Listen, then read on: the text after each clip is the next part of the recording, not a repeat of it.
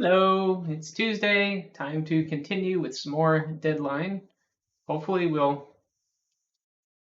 find something else that we haven't found yet. Hello, C1.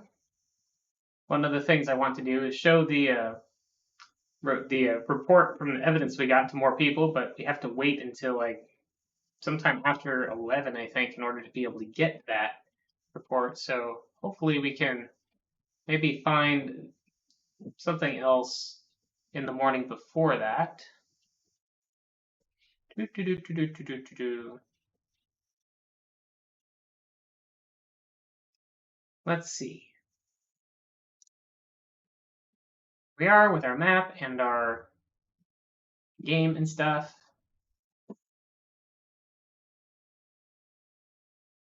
Do.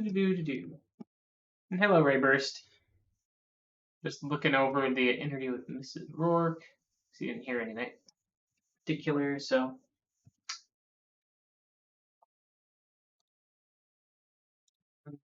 And decide where we want to go. Let's check my notes and see if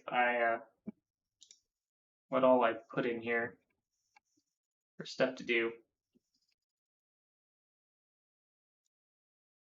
Oh yeah, phone call in the morning. I think that's at 9:03. I thought I had more. Yeah, phone rings at 9:03. But I had some more specific notes on what I wanted to do here. But if I did, then I guess I'm not finding them now.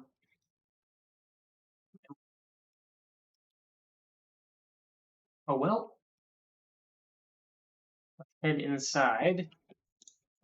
Maybe examine the some of the lower floor a little bit more. Oops, lost my. There we go. Yeah.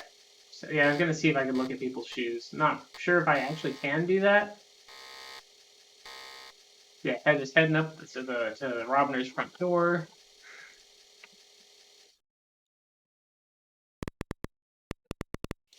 Knock on the door. Knock on the door.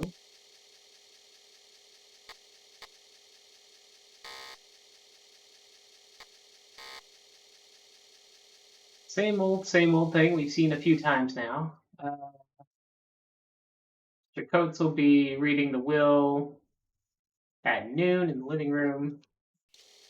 So the foyer, it is beautifully appointed with a fine crystal chandelier, marble floors, and a large marble top table.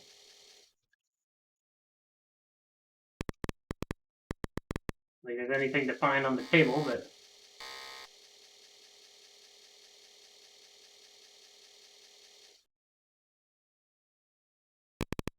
is there a closet? I don't think there is.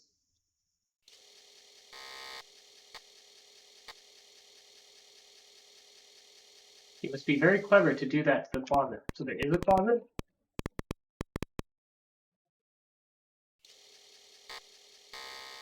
No, there isn't a closet. Okay. Look at this chandelier.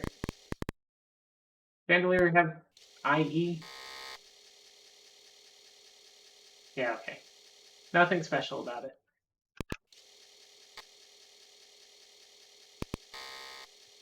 North of the foyer. Stairs are to the east, and the west is the living room.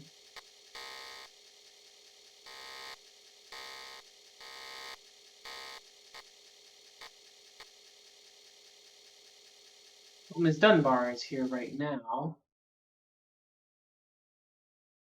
There's the fireplace, the wood pile. There's the pictures of the ancestors. Maybe I should examine those. Cabinets. There's a lot of things in here.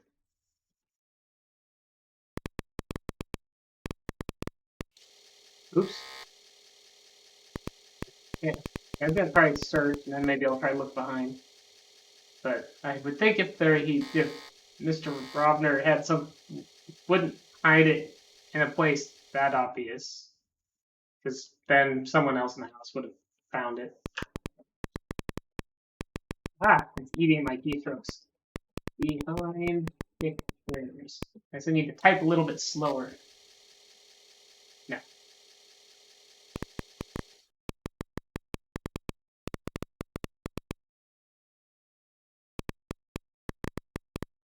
There's wood pile. There's wood.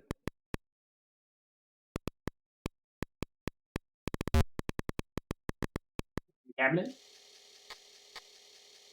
I guess it doesn't think there's a cabinet in here. Tables and cabinets of finest mahogany and walnut complete the furnishings.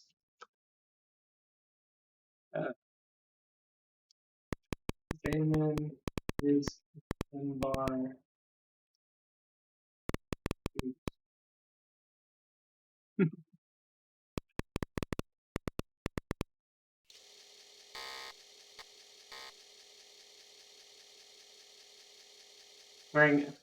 wearing a fashionable pantsuit.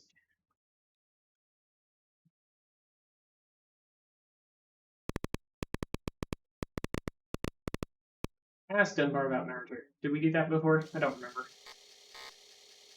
Probably. I think we asked everybody about it, pretty much.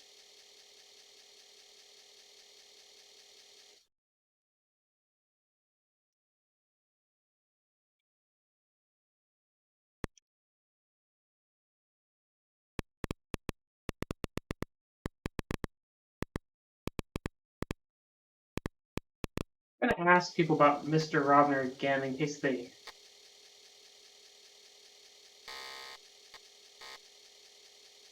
say something that jogs my thinking about like what he like anywhere he tends to go or do by himself.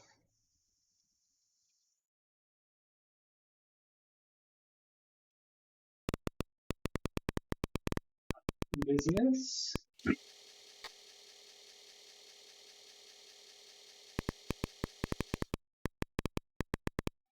Suicide. Right now, the only thing that I know that he really is into is the roses. See, apparently him and Mr. McNabb spent a lot of time talking about the rose gardens.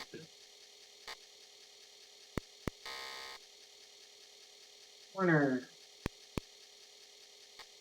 Dining room.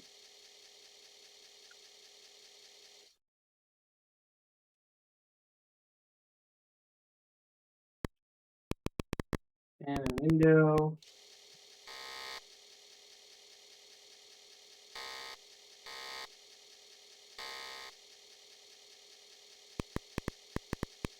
Search the paintings.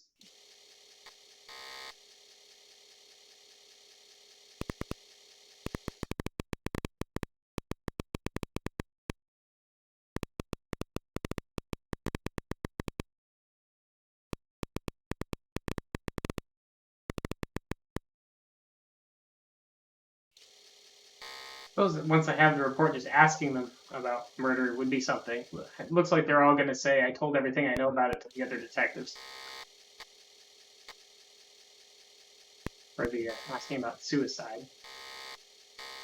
Robner kitchen. Yeah, I don't really think there's...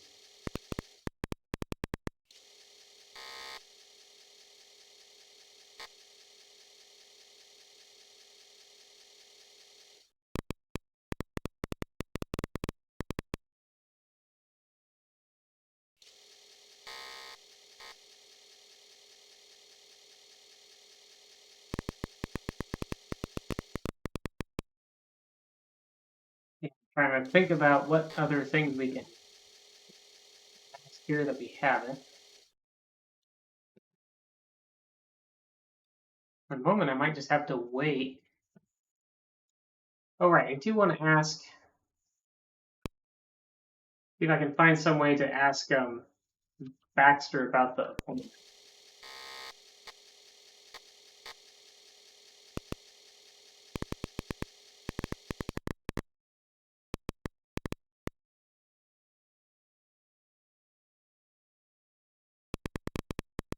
Where is Baxter?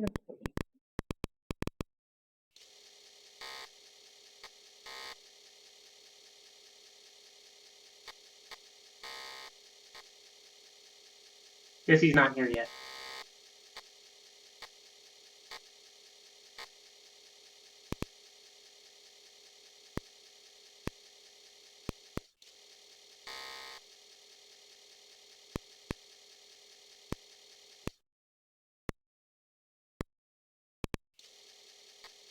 stairs.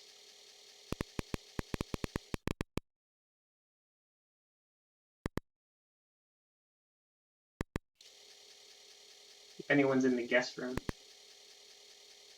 No one's in the guest room.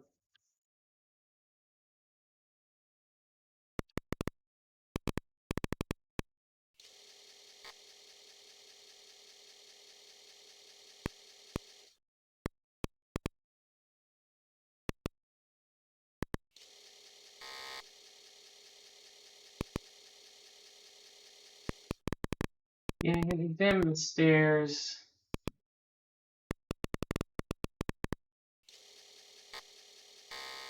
They're just noisy.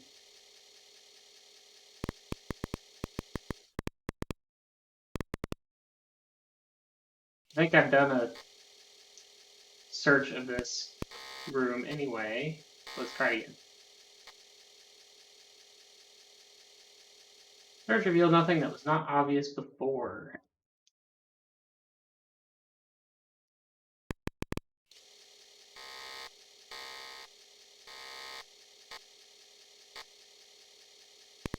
Actually, we're almost to 9, so let's get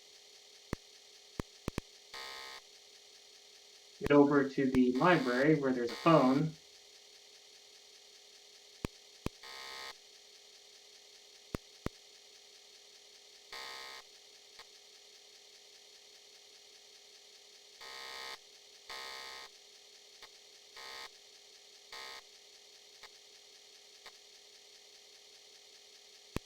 Go ahead and take the pad.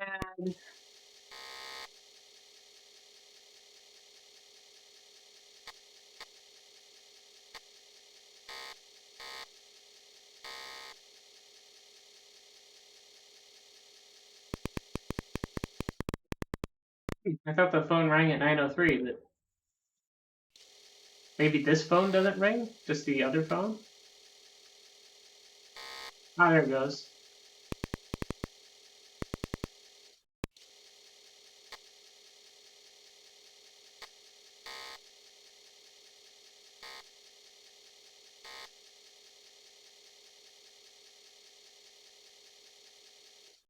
You take the phone and hear an unfamiliar man's voice say, "Hello, is Leslie there?"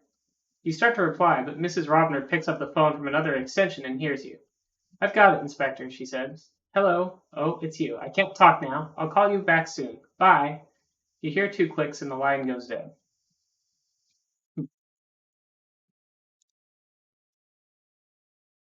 Answering the other phone.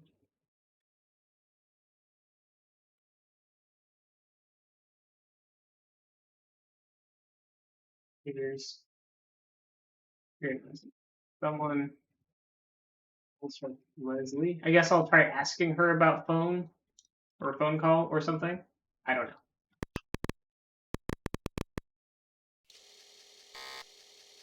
Take the calendar. Calendar.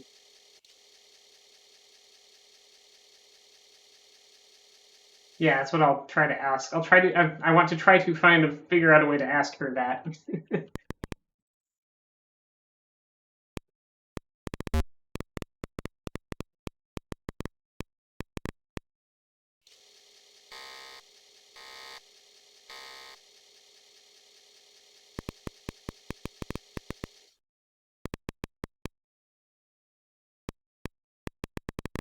Random floor. Random carpet. Get our trail of mud.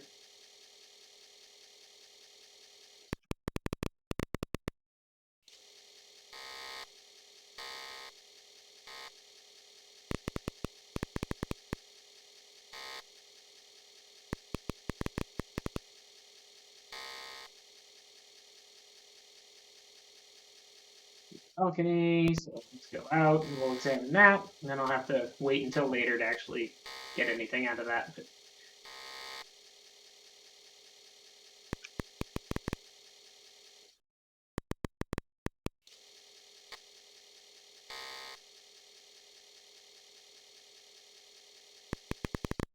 And the railing. And Railing. ING.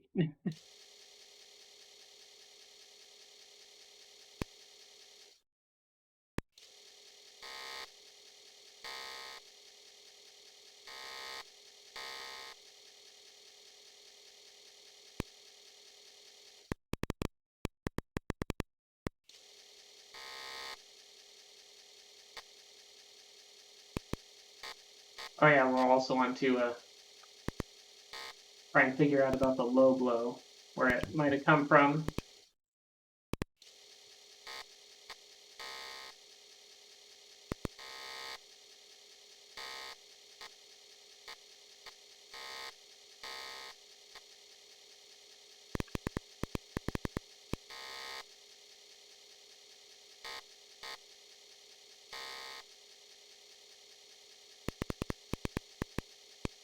We'll take that low blow.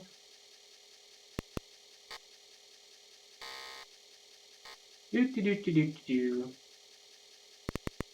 Up to the north, this is Robner, enters the hallway from the west. That must be downstairs, I think, because I don't think... Oh, no, there. There's George and Mrs. Robner. Who was on the phone?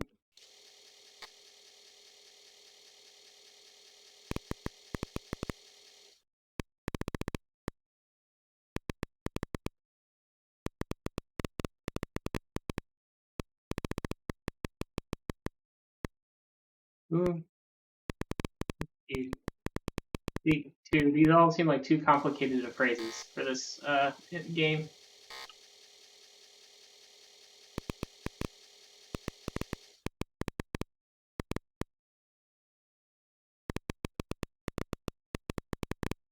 Phone?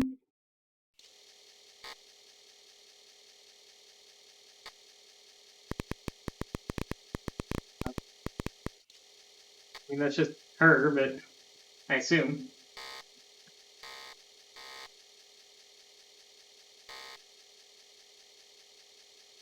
Oh, I asked the other Robner. I guess that I asked George instead of... George starts to move about distractedly. I don't know. Probably go asking the other Robner.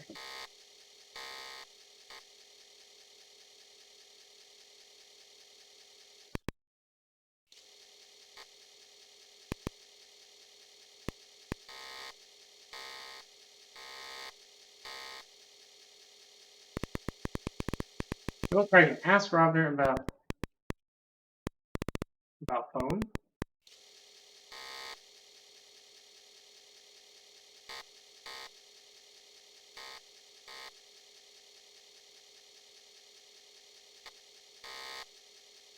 I don't know much about that.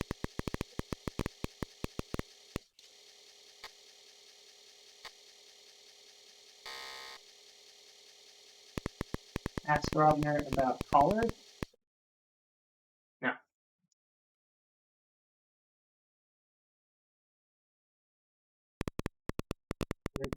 Escort.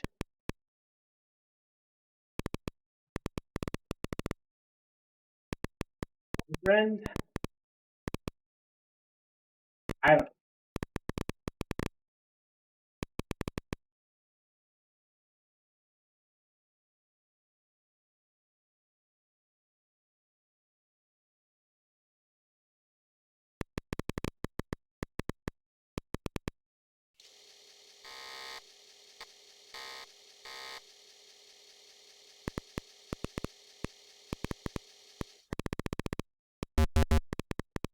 Robner.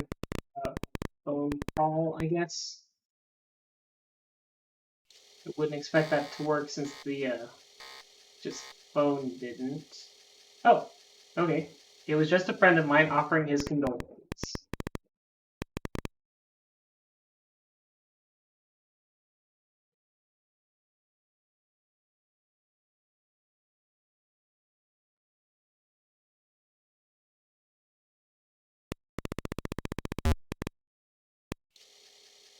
Ooh.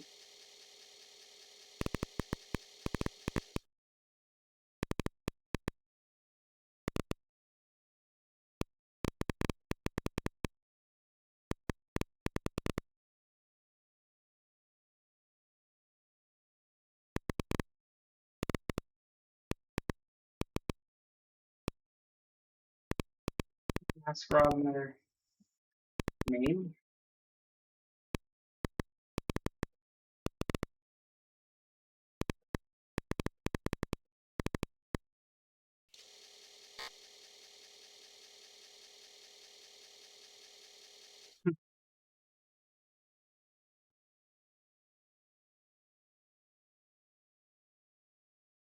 Nice. Robner. Who is lying? I don't think. Yeah. Who is lying? I'm pretty sure I can't do any of that. Yeah. Lying isn't in my vocabulary, apparently.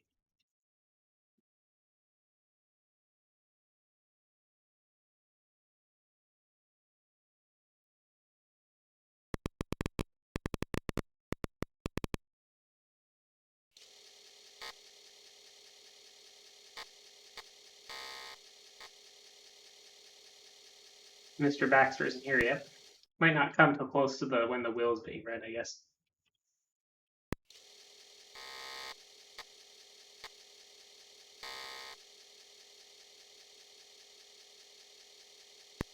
Okay, I'll ask who is truthful.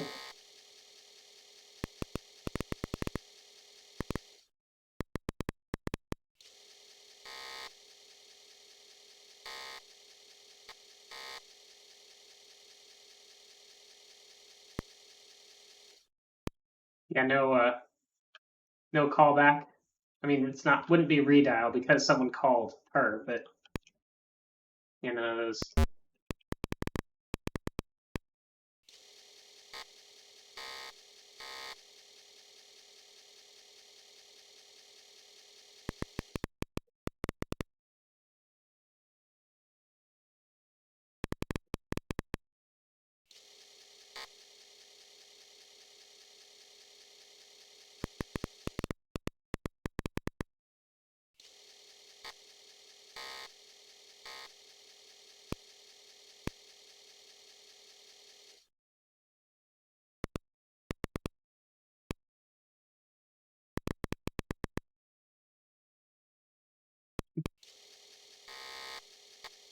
But yeah, too bad we can't do that. I mean, maybe that call doesn't mean anything.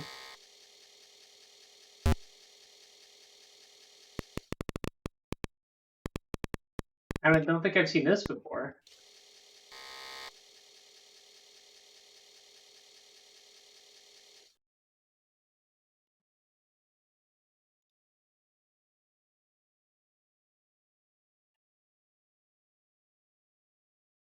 Well, so wait, it's marked July.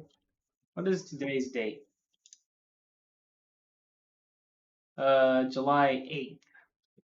This was 2 days ago. No return address.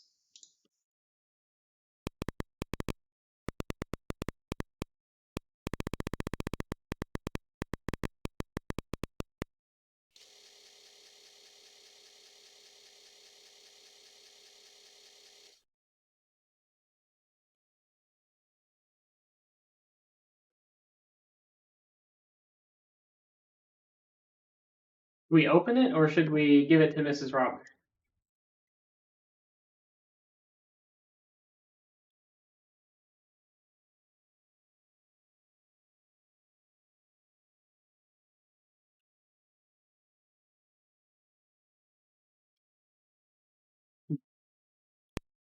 Yeah, let's hang on to it. Oh, open it? Okay.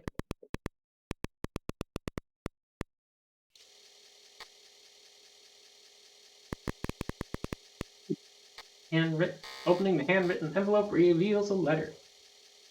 Dear Leslie, I am sorry to learn that Marshall has been despondent again. His obsessive interest in business must be causing you terrible anguish. It doesn't surprise me that he talks of suicide when he's in this state, but the thought of the business going to Baxter after he's gone will keep him alive. So George has finally gone too far? It's hard to believe, after all those empty threats, that Marshall actually followed through. It serves that little leech right, if you ask me. This means that, should the unthinkable happen, you'll be provided for as you deserve.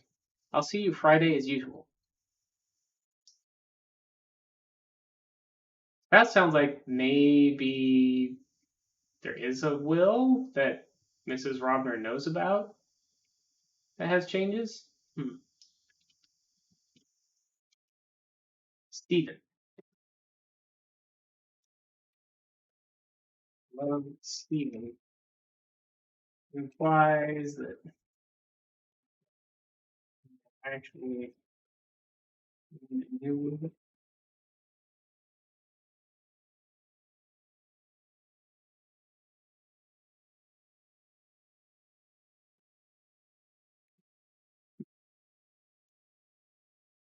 Yeah, so,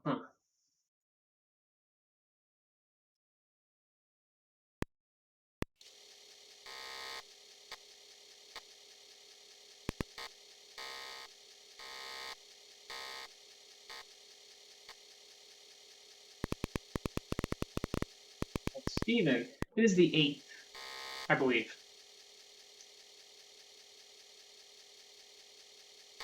That was from 2 days ago. I don't know who you mean. I have no friend named Stephen. Actually, showing her this might be a bad idea. Oh, Friday? Uh,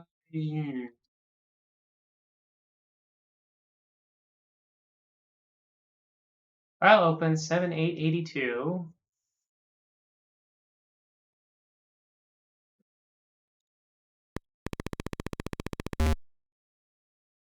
See.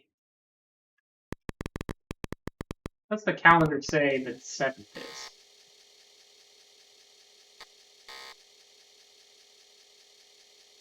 It doesn't say. So I guess I don't know.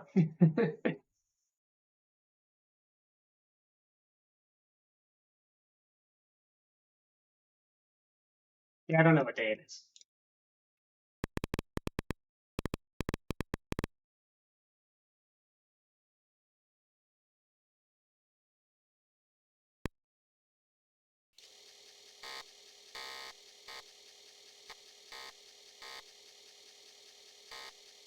Around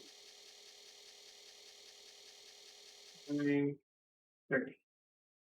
You certainly stooped to a new low, Inspector, opening people's mail. I think there are laws against that sort of thing, but I guess you wouldn't know. In any case, what of it? It's from a friend of mine, an old friend from school. We get together now and then to discuss old times. I don't suppose there is a law against that. Yeah, Stephen on the phone, I would imagine.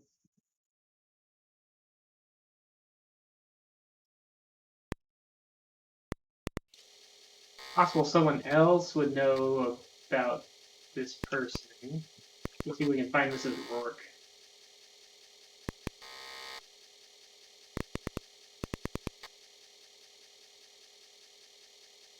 Or George.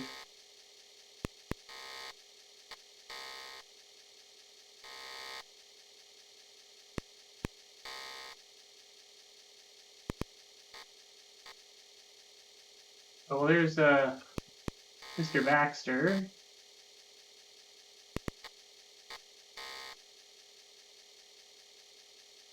Let's see, what did we want to ask him about?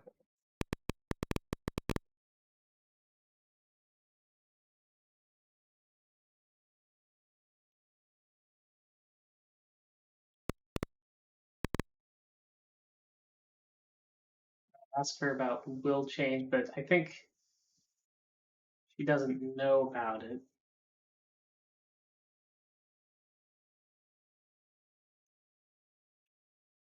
What did I want to ask him about? I'm asking about the murder. Well, lying isn't in our vocabulary, so. Yeah, we've showed him the note before.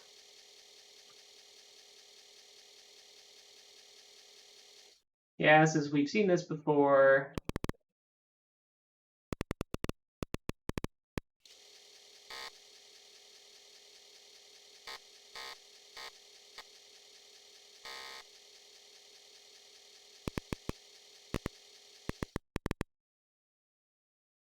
I accuse Mrs. Robner of adultery. You go find George again. Show him the letter. And Mrs. Oh, there's Mrs. Rourke. Let's be going into the dining room. Oh, there's George too.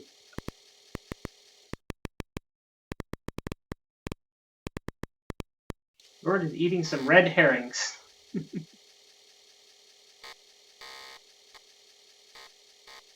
Those red herrings he's eating must be a vital clue.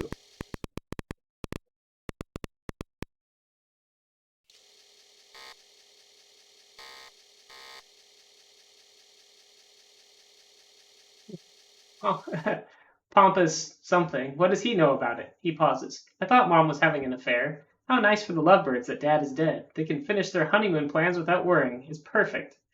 The bitter laugh. He throws the letters to the ground.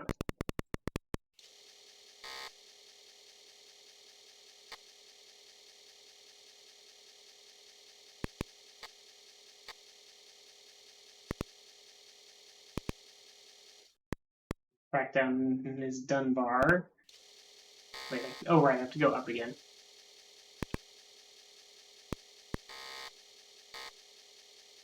Still in her bathroom. Nope. Maybe she's in the bedroom.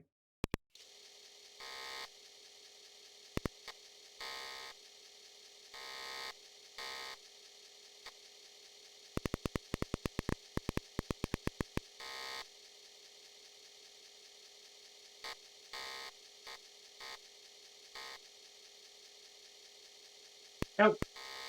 Nobody cares except for the robbers, I think.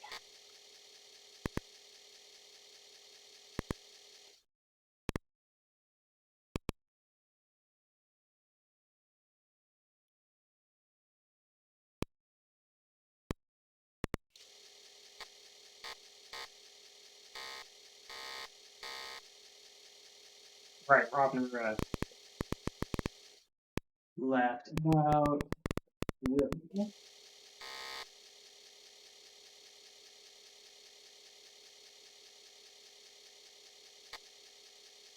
Right, which will do you mean, the new will or the present? Baxter about new will.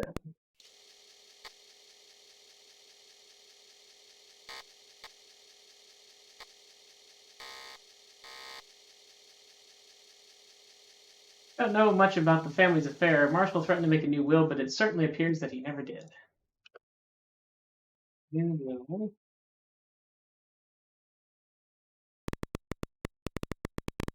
Present will.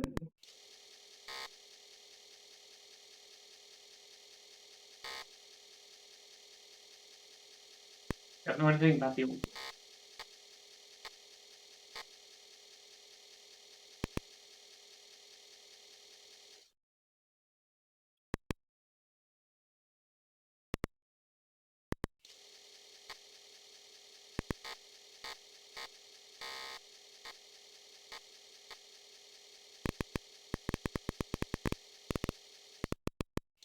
Well, I'm asking everybody about the new will, but I don't think anybody really knows anything about it, or at least hasn't been admitting to it. As far as I know, there was no new will written, although Marshall did threaten to disinherit George. I guess he could have written one without my knowledge. I'm not always with him, you know. Ooh, about the present will.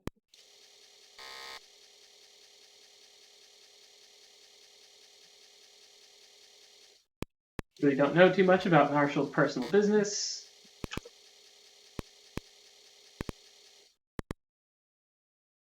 Let's see. George still in here? Mrs. Robner also. Actually, everybody's here. Ask Leslie about new will.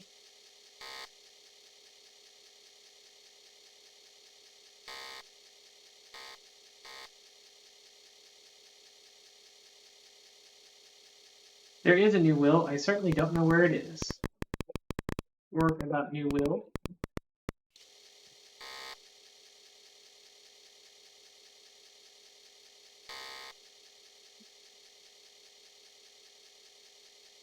I don't know nothing about no new will. Story about new will. Yeah, new will.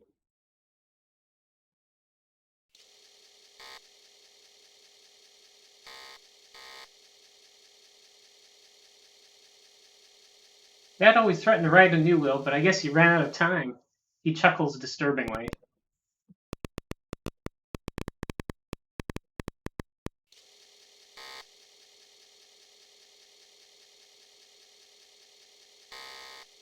I know what you know.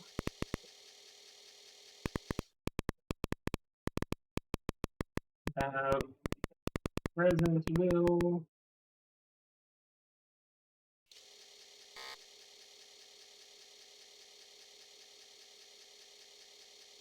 Marshall takes care of that sort of thing. The will, I suppose, leaves the estate to George and me, but I can't be sure.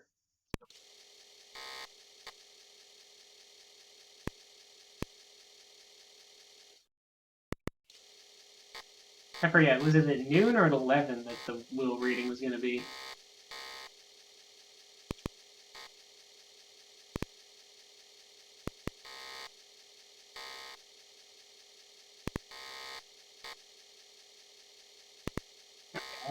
I don't know where Mrs. Rourke got off to. George, I guess, is going back upstairs.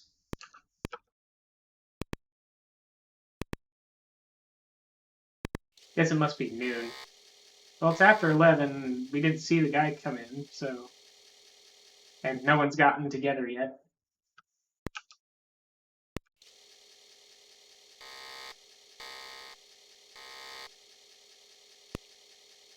Head down to the shed and bring the ladder up, at least closer to the house.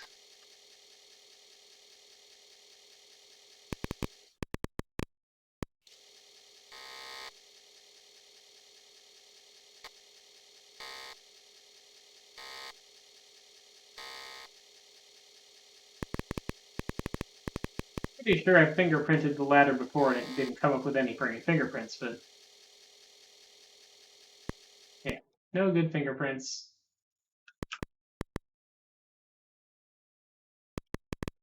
I don't know how do we get out of the shed? Oh, that way.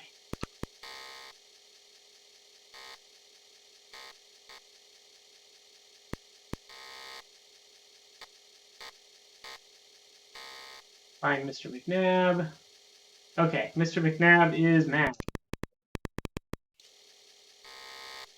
So he's already, so he's found his messed up roses.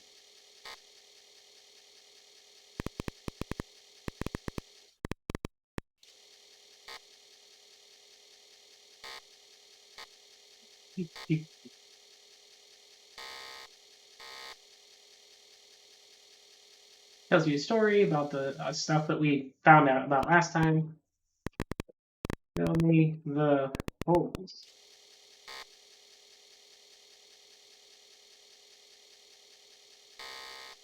Follow me, he says. Follow McNabb.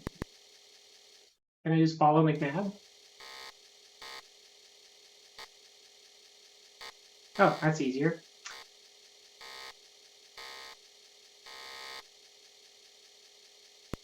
Put ladder in holes.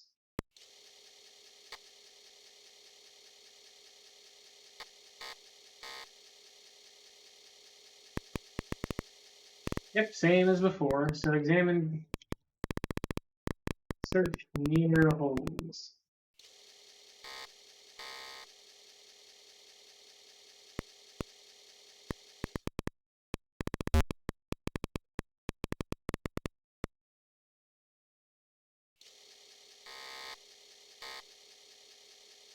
Piece of porcelain. Porcelain.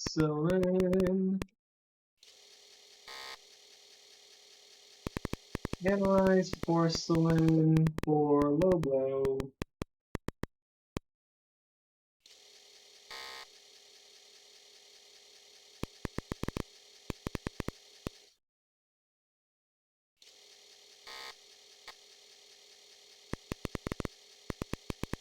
Examine the ladder again.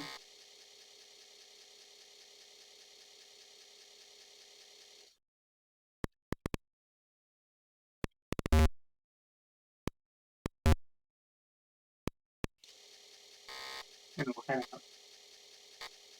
Look for Mr. McNabb again and ask him about the will, though it seems unlikely that he would know anything.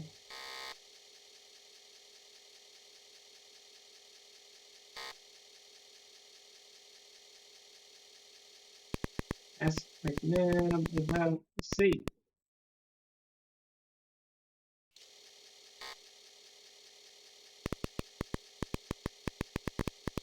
Marshall.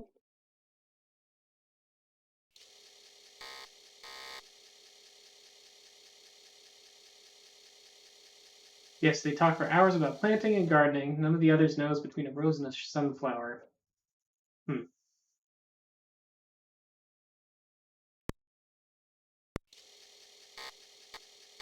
Oh, now I'm going to head back into the house, I think.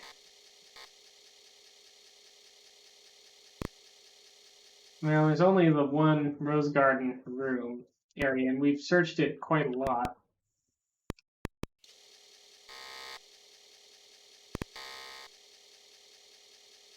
Oh, whoops, I'm on the south lawn.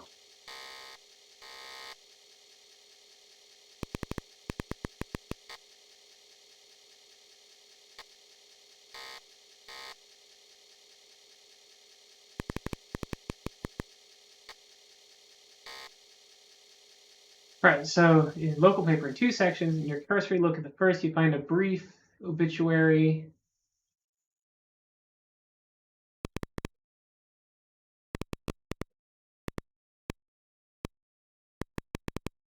Read it carefully. You know, carefully is a word that's in our vocabulary. So we've read this part of it before.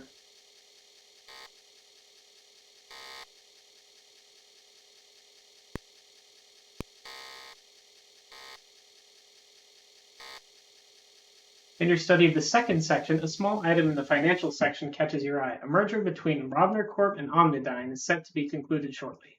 There's a picture of Mr. Baxter with Omnidyne President Starkwell, both smiling broadly. Baxter is quoted as saying that the deal will enable the financially ailing Robner Corp to continue to produce the highest quality products. The article points out that Marshall Robner, who founded Robner Corp but is no longer its major stockholder, has been found dead yesterday morning, an apparent suicide victim. Baxter was quoted as saying that Robner was in full agreement with the terms of the merger, which we know isn't true, but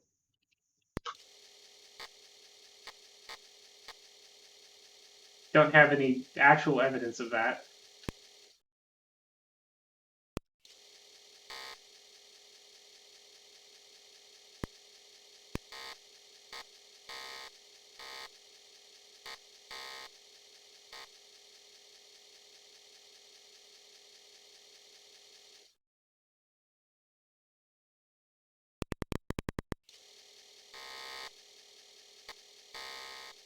Let's see, where's our, yeah, let's read our report.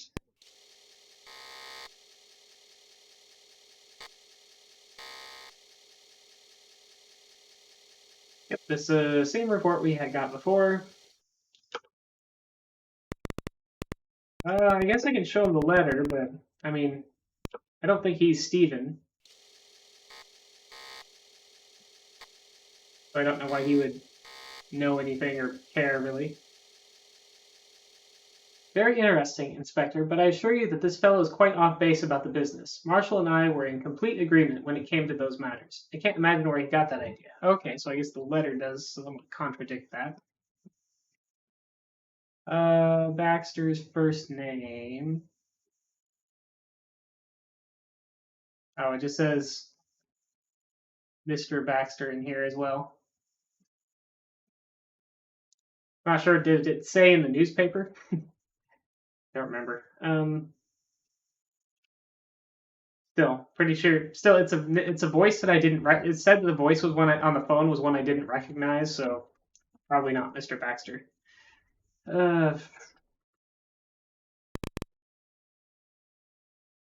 Also, I don't know why he'd call right before he was coming here anyway. Um,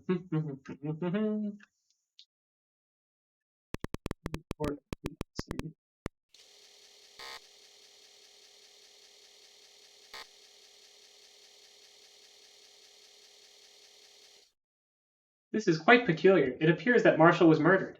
I wonder. I would have a word with George if I were you, Inspector. Well, what do you know? That's kind of what George said. So he thinks so. He wants to blame George, and George wanted to blame him.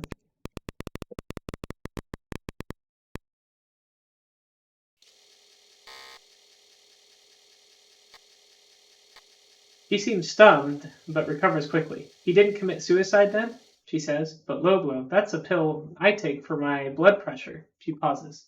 I can tell what you're thinking, but I didn't. Couldn't have done it. Why should I? Someone must have taken them. Maybe George. He knew I used them.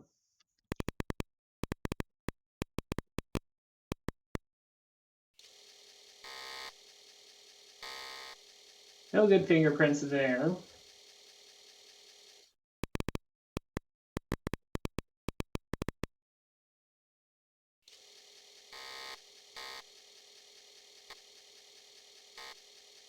Mrs. Robner reads the report with shocked disbelief. I don't know what to say. Who would want to kill Marshall? He was so well liked, and she breaks down, sobbing.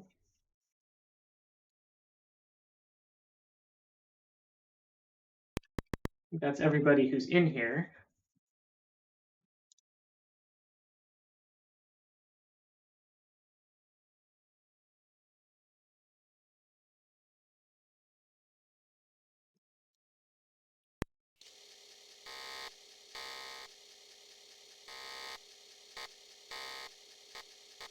There should just be a few more minutes until the reading, anyway.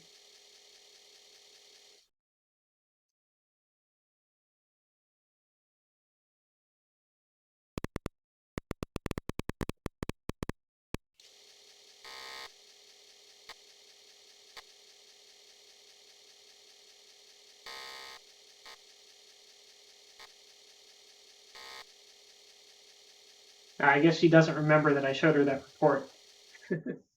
Let's see. Anyway, Mr. Coates steps into the room. He shakes my hand. I'm glad you're here, Inspector. We'll begin the reading soon. Mr. Coates begins. This is an awkward situation. Mr. Robner told me 5 days ago that he wanted to execute a new will and promised to call me when it was completed. As I never heard from him, I must assume that he either changed his mind or did not complete the new will. Therefore, the one in my possession must be considered the most recent testament. So I guess he didn't if he did complete it, he must have completed it the night before, or he would have called the lawyer before that. Naturally, the more George nodding his head as if in approval and smiling broadly. Continuing, oh yeah, I catch that out of the corner of my eye. Naturally, should a more recent will exist and be found within a reasonable period, the present one will be voided. I will proceed with reading the will here in my hands, which was executed 3 years ago last month. He reads the will, simply written and direct, leaving equal parts of the estate to his son, George Arthur Robner, and his wife, Mrs. Leslie Phillips Robner. There is some discussion, understated congratulations, and overstated sympathy, which Mr. Coates cut short by clearing his throat. I must leave now, I'm afraid. If you have any questions, I can be contacted tomorrow. He picks up the phone, dials his office, and asks to be picked up at the Robner estate. I had a thing I was going to ask, and now I forgot what it was. Oh, right. Appointment.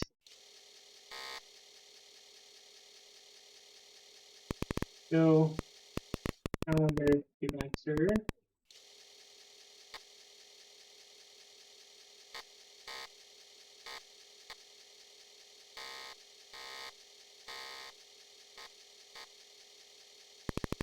Go calendar to Dunbar.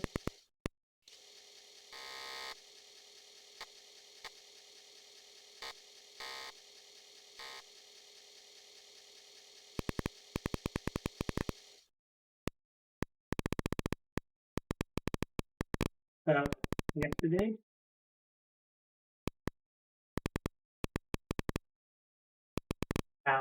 Alibi. How can alibi not be in my vocabulary? I really feel like there should be some way. Carefully.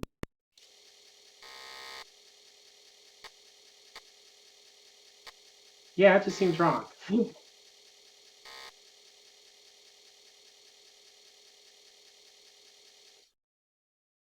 only listing here is an appointment with Baxter.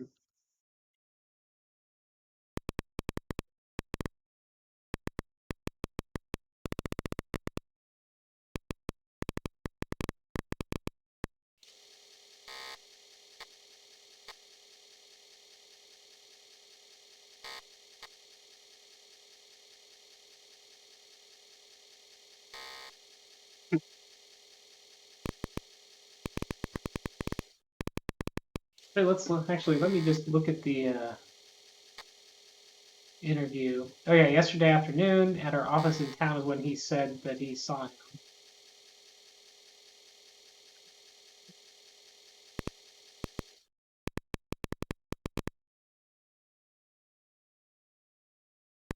And so I asked him about the concert. That's supposedly his alibi, although the concert was at 10 o'clock, so he doesn't really have an alibi. Since Mr. Robner was seen alive at 11 by both after 11 by both Ms. Dunbar and Mrs. Rourke, I think. A marvelous concert. There were works by Beethoven, Sibelius, and Ravel. I forget how to pronounce his name. I never would have guessed you were interested in serious music, Inspector.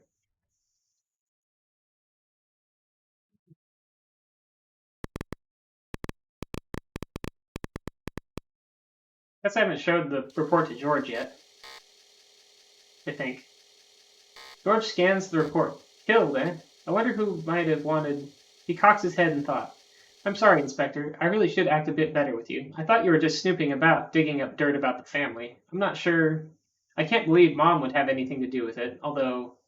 Baxter, now there's a worm for you. He'd do anything, maybe even murder, to get ahead. I just don't know.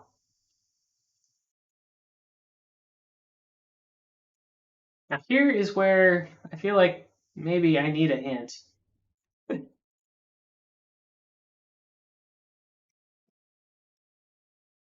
I feel like I'm pretty much exhausted.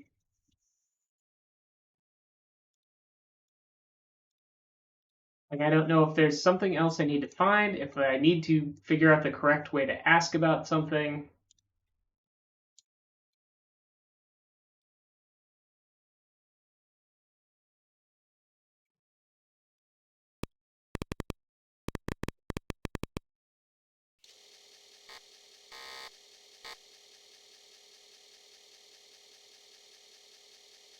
Ms. Dunbar glances at Baxter and then at you.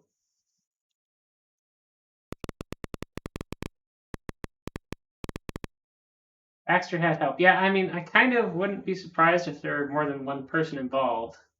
That at least seems like a couple different people are at least lying about different things.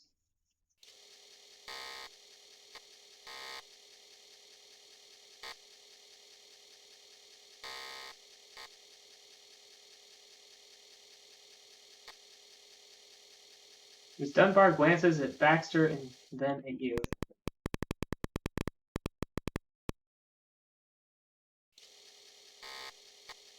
I don't know what this glancing thing is about.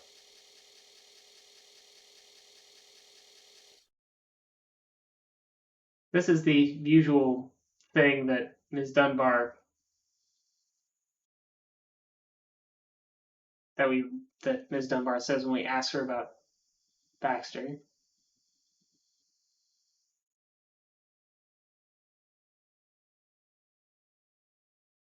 Hmm.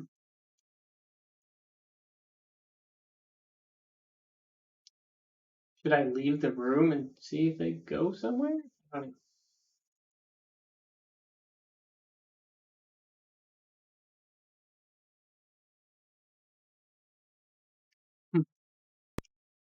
don't know what to do about this glancing thing.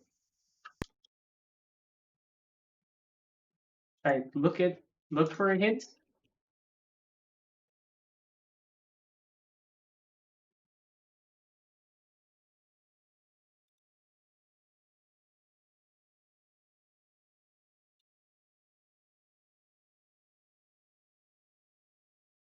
Hmm.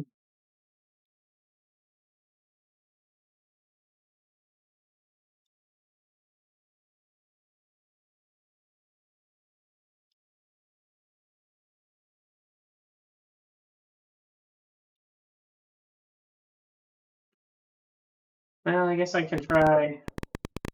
See, we showed the calendar to Baxter and Dunbar by George.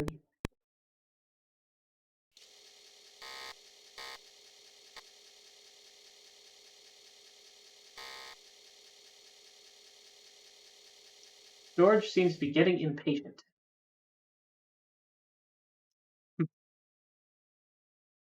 The calendar made him impatient?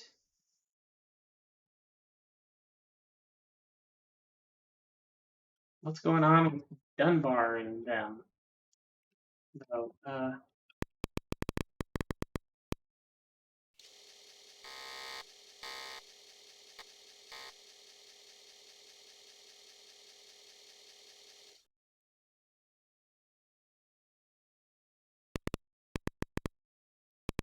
why do you ask Dunbar about Lances?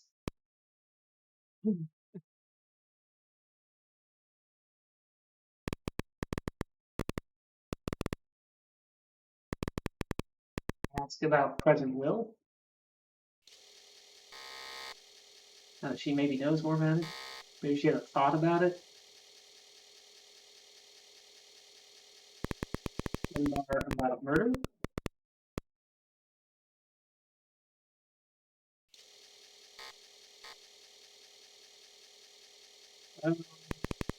Still, they don't. I guess their ask about murder doesn't update once they know it's about murder.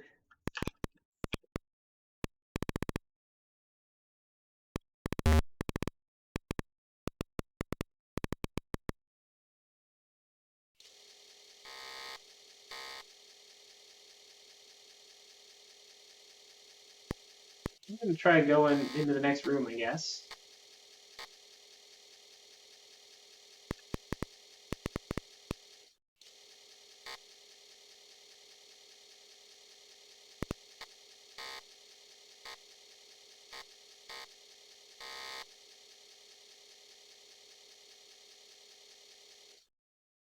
Huh. Mr. Baxter is in one corner talking to Ms. Dunbar. He notices you and motions Dunbar to stop talking. George is here pacing around the room. Hmm.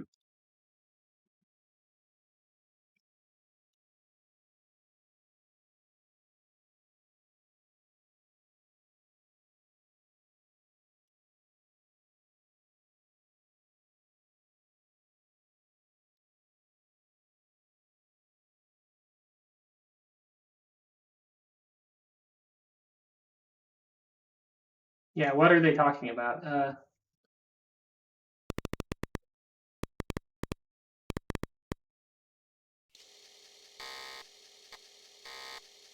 you have anything you would like to share with the class?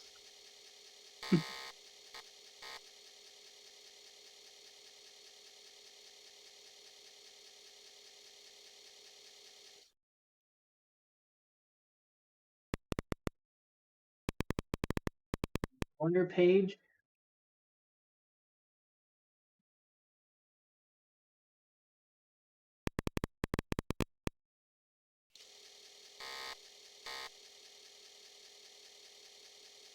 Oh, it is open to July 8th. There is only one notation here in the 9 a.m. spot. Call Coates will completed.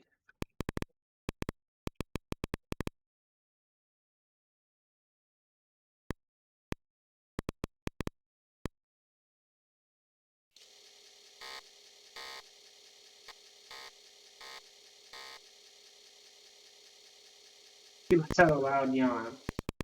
And then to George. I guess he probably would care about that.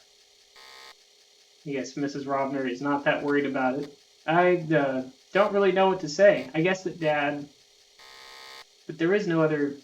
I can't help you. Sorry. George seems to be quite agitated. I've got to be going now. I'll see you later, George says. He starts to leave. And so does Ms. Dunbar.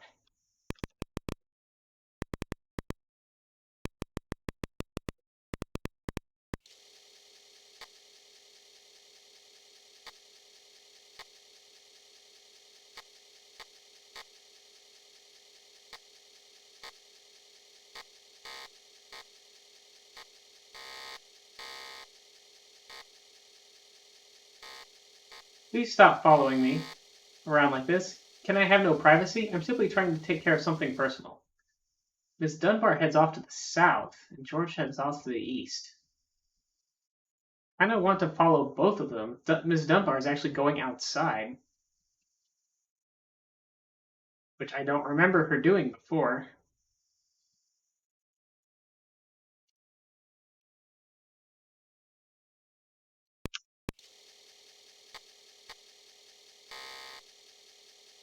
I'm gonna wait one tick here, then I'll follow him some more.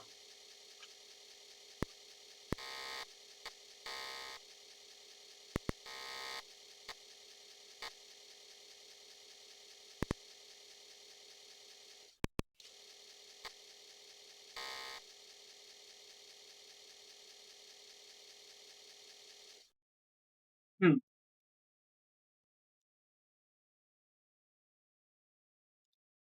I'm gonna do a snapshot save here.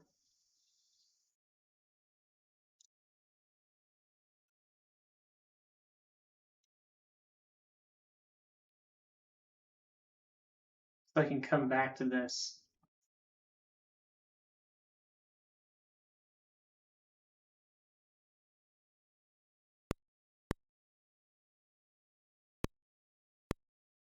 I don't know if I could need to keep following him directly or I guess I will.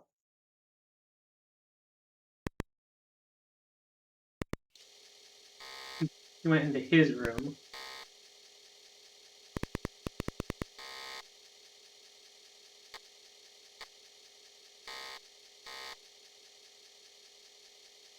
The door opens. You hear George say, "Close that door, I'm working."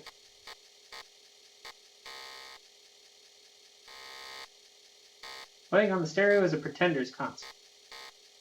George is lying on his bed listening intently to the Pretenders concert. I don't understand you, Inspector. I asked to be alone so I can take care of some business. I don't see why you have to snoop around here like I was some sort of suspect.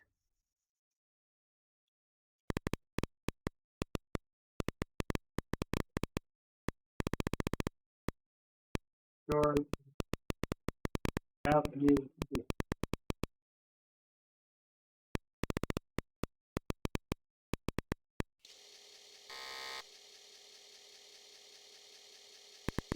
Nope. We don't know what business is.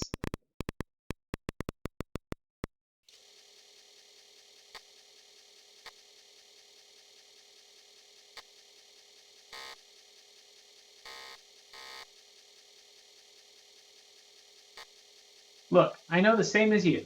There's no new will. I'm sure of it. Dad would have rubbed my nose in it. You can be sure of that. George paces around the room, awaiting your departure with ill-concealed impatience.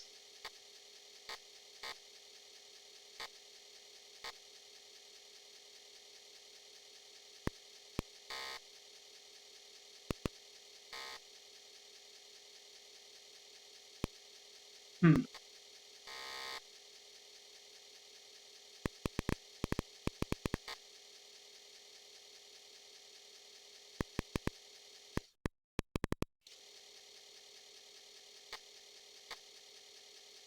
Wonder if I can hear his door open from here if he decides to move from where he is.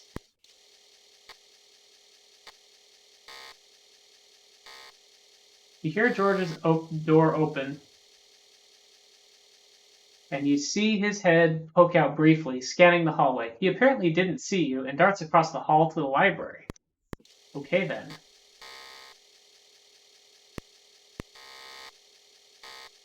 Let's go to the library.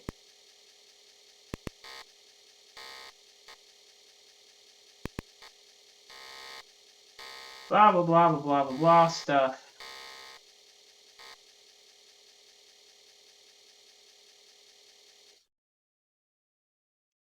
Where is George?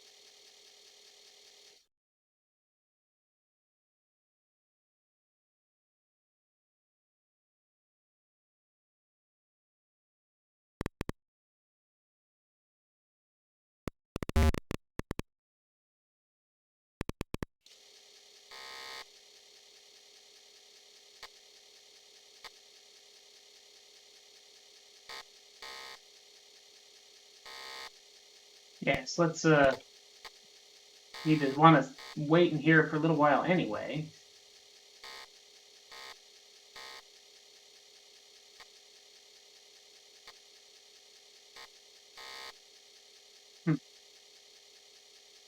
But where did George go? George must know about a secret room or something, or else he went out the window, but I don't think he did that. Still open from when I opened it before, but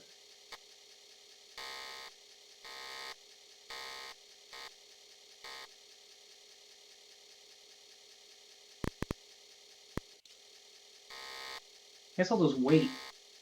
Pistol shot? That's new. I mean, George is here.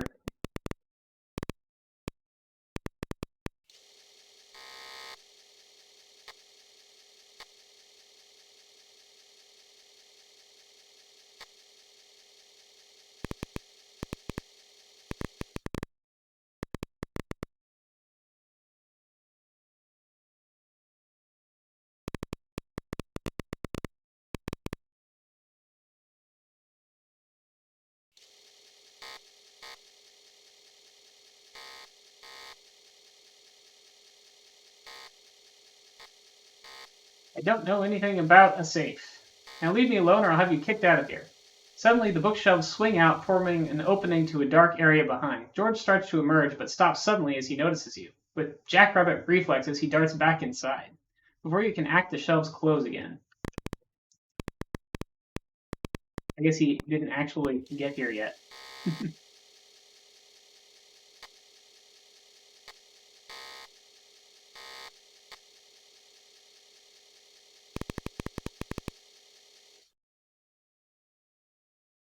Hide?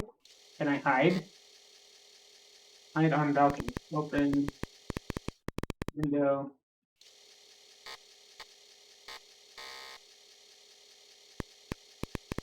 Hide on balcony.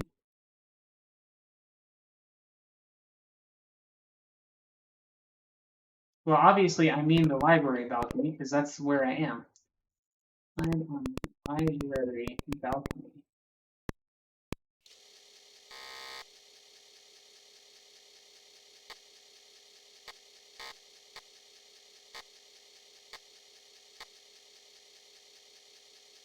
So I probably should be more concerned about that pistol shot.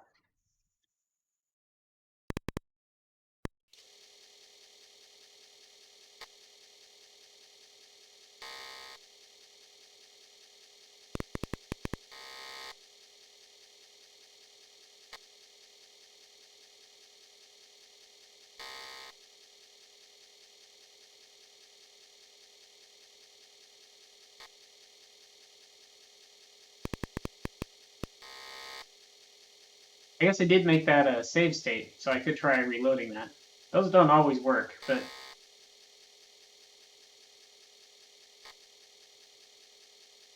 yeah. I don't know.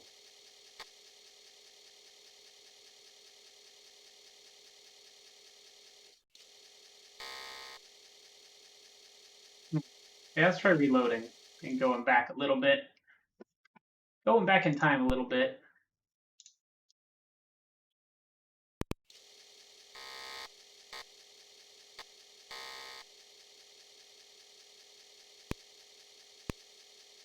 Back into the master bedroom and back out.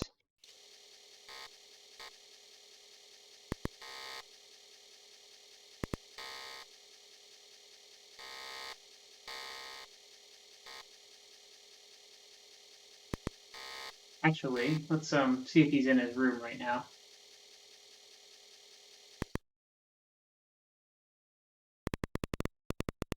Maybe if I hide in the balcony here, I can see him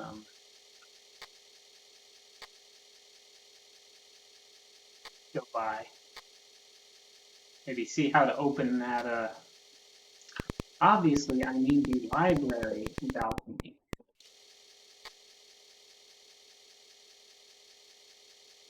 Hide on the library balcony.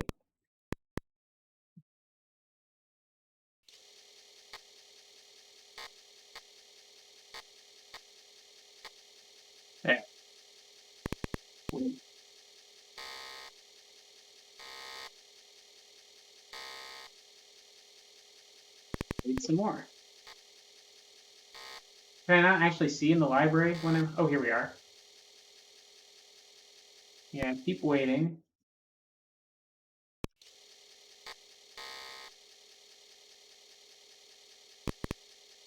So we darted into the library. George walks purposely toward the bookshelves. He looks around, but you react before he can see you. When you peek out again, George is fiddling with the shelves. His right arm reaches into the shelf and, to your amazement, the unit of bookshelves on the left rotates away from the wall, revealing a darkened room behind. George enters it, trembling with barely controlled fear and excitement. Personally, I'm not that amazed, but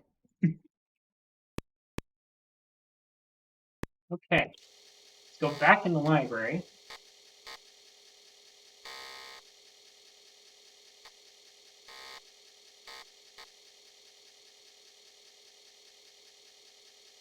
In the faint light, you can see George motioning with his right hand. All at once, the shelf swings shut.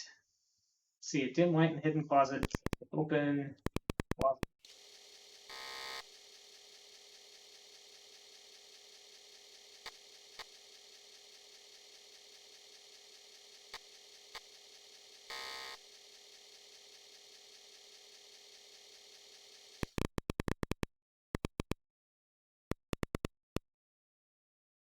Hmm.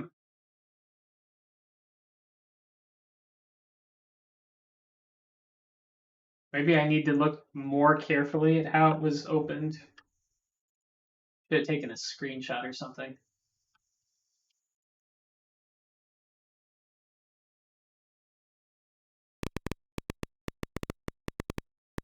I just saw George do it. Can't I figure it out? Oh, maybe I could have. Maybe I could have done a follow George before. Well, I'm gonna go do this part again until I figure it out, I guess.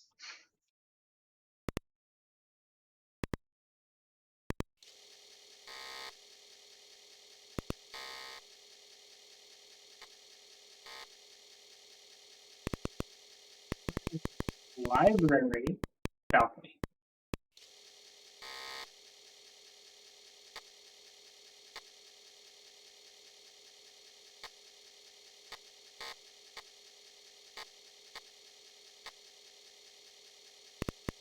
Wait.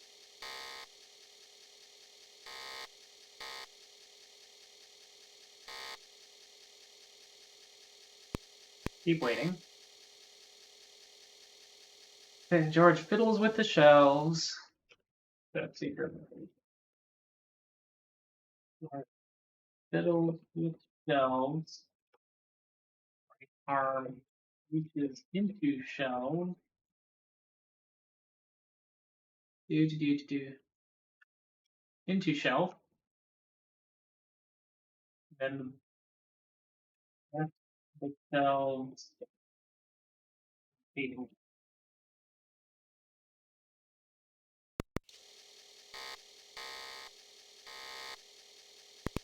Follow forward.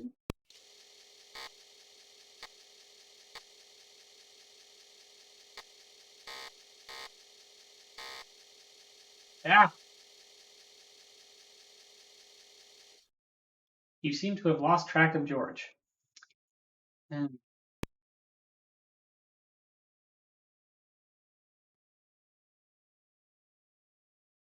Gotta be some way to get in there.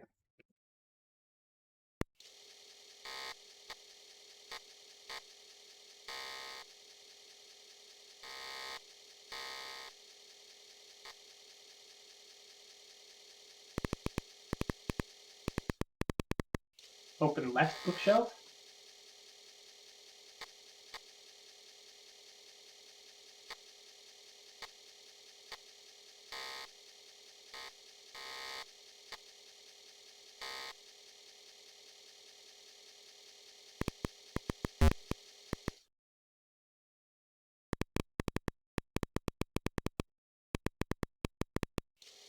I saw him open it. One book is out of place, however. Oh, this is new. leaving a gap in one row. On closer inspection, a small black button can be seen at the back of this gap. Okay, so I have to, and then search carefully, and then press a button. Leftmost shelf quietly swings out against the balcony window. As the bookshelf swings open, you see George carefully dialing a combination into a large wall safe. He turns in panic and, with an exclamation, knocks you down and bolts out of the library. Abandoned safe.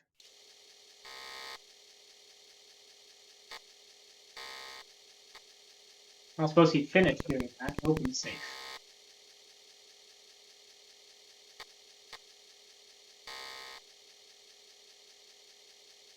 I can't see that there?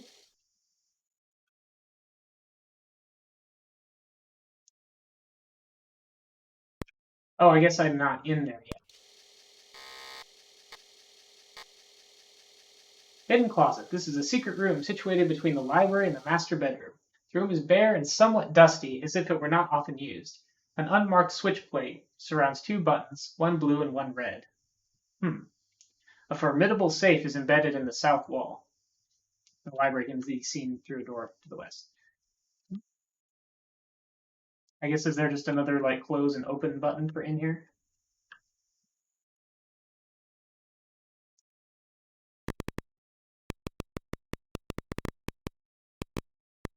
Carefully.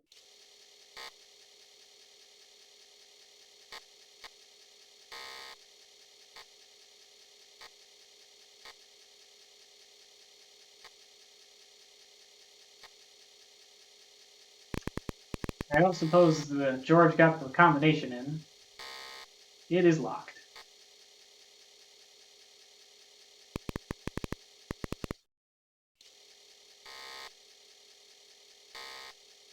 Right. Can't take the safe to the laboratory because it's a wall safe, so it's built in. Well, that's gonna be tricky. Um. Hmm.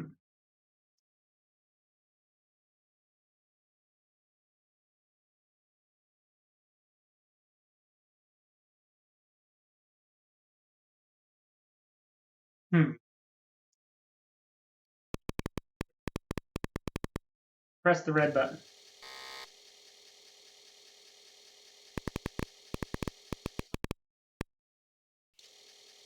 Yeah, these just open and I mean,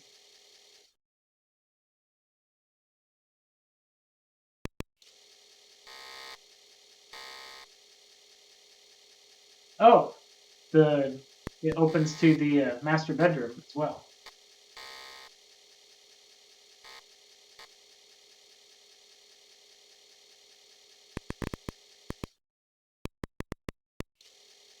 So I was right; those two rooms are connected. I thought it was odd that the closet in the hallway there was shallow.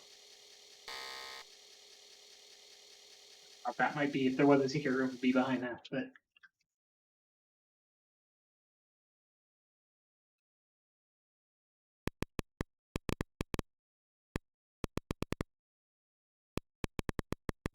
I wonder if there's another button on the mirror. Maybe not. I don't know.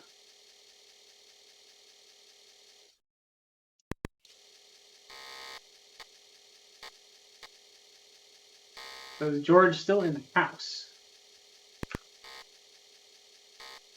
Or did he leave? Oh, Mrs. Robner went into the bedroom. Ooh, as you walk through the door, there's an explosion from in front of you. The impact of the bullet knocks you to the ground, stunned. You struggle, trying to look up. Another explosion. You fall back into a long silence. I guess I just got murdered. Did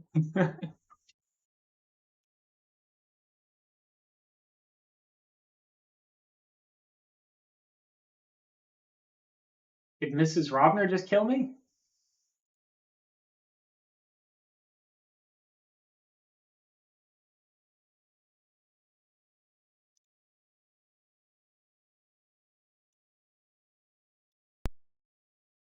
Hmm. Well, let's go back here. Maybe I'll wait. Yeah, did I just get killed by Mrs. Robin? Did that just happen? Maybe I'll wait for George to open the safe this time and see if anything different happens. Because before, when I didn't figure out how to follow George, we heard a pistol shot from somewhere too. So I don't know.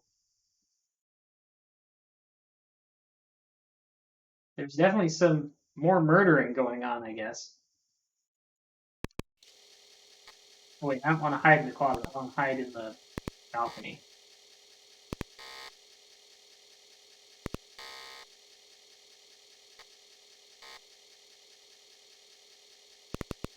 Hide on library balcony.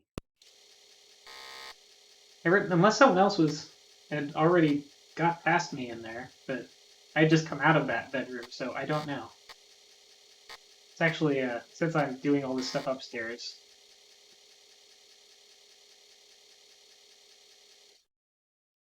All in this section here.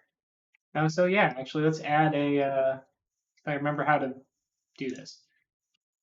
Add another room.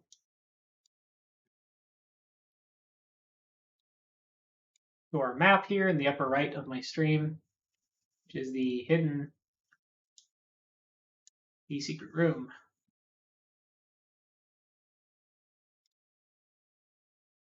Secret safe room. Except that opening it up apparently makes me a lot less safe.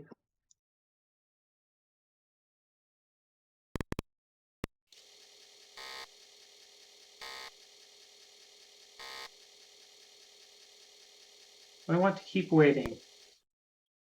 No, I'm gonna go wait in the library for a couple minutes, maybe.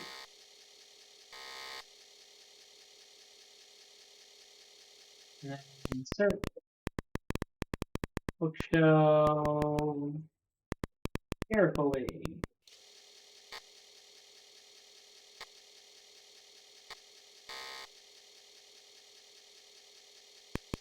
Press button. Now he's still dialing in the combination. Let's try following him.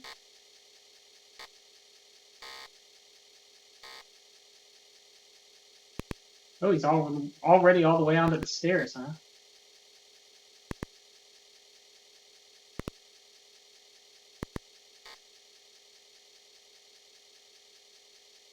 I don't know that I have a gun. It's not in my inventory.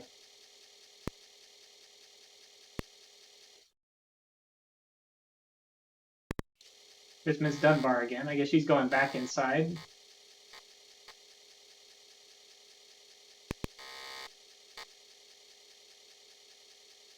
George is off to the east. George is off to the east. Mr. Baxter is off to the northwest, I guess. George combination.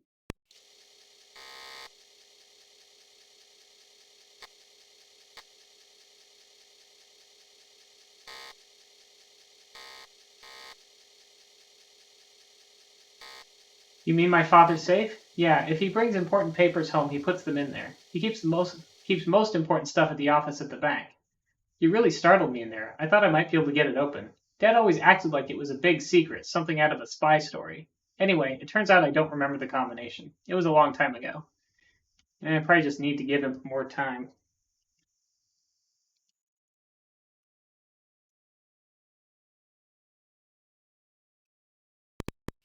What's Baxter doing out here?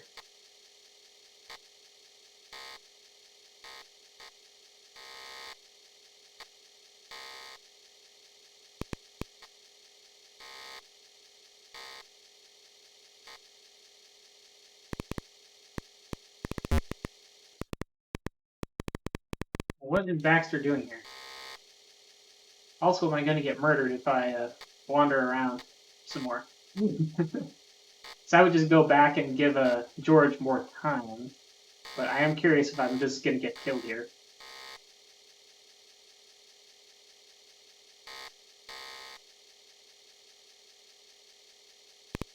I'm gonna wait and see what he does.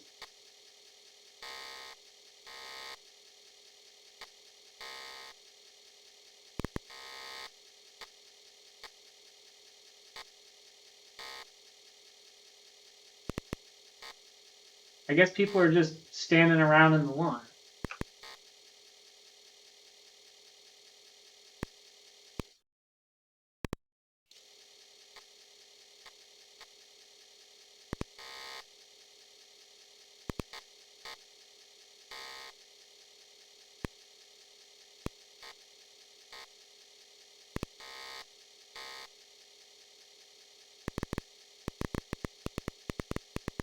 I don't think we've showed Mrs. Rourke the report yet.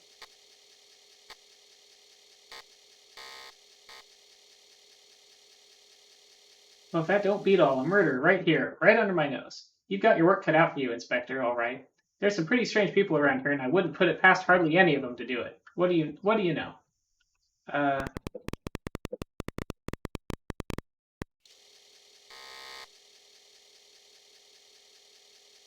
Other than possibly Mrs. Robner, who would know about the combination. And if he's going to shoot me, I doubt she'll tell me the combination. Oh, Ms. Dunbar, but everybody said that they don't know we're about a safe, so it all seems unlikely.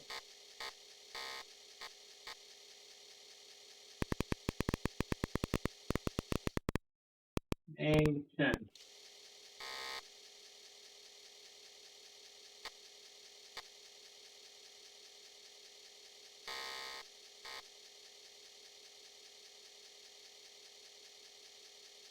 And yeah, she doesn't. She's acting at least like she doesn't know about a safe.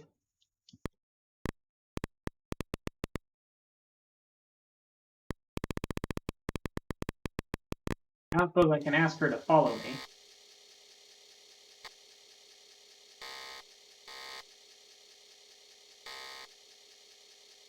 I would rather not. Okay.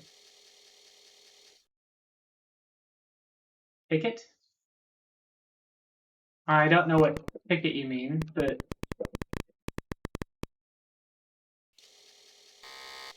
I don't remember a ticket. What's what ticket? Can't see any ticket here.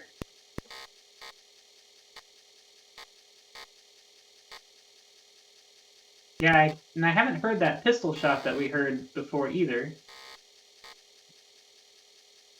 And I didn't get shot just now.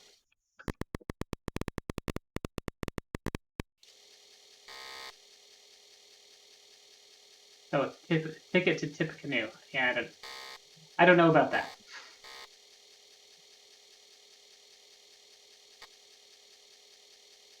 I don't know of a safe in the house, although it's perfectly believable that Marshall has one hidden somewhere. It would appeal to his shout, well, let's open up the door to here and see if she shoots me again.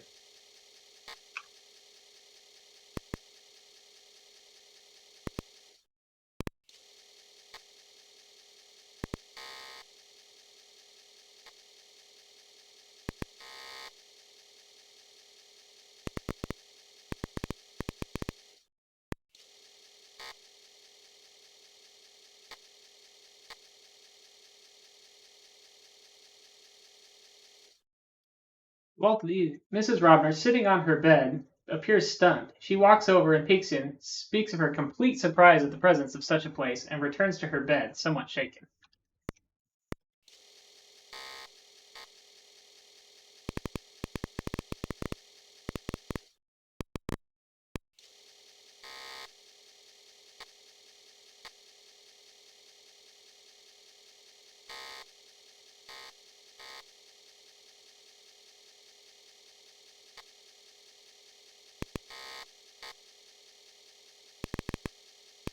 Fingerprint the safe, just to see if I can confirm that anyone else has touched it, but probably can't.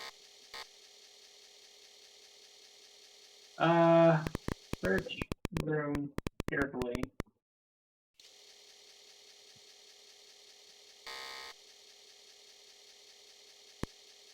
because we haven't had that actually tell us anything before, but yeah. And safe carefully.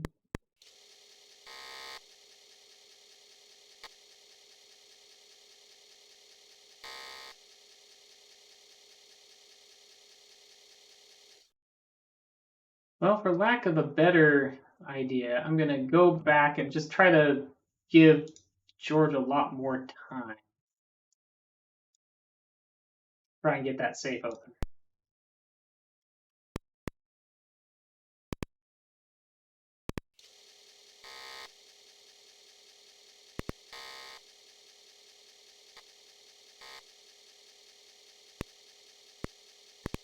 Hide on library balcony.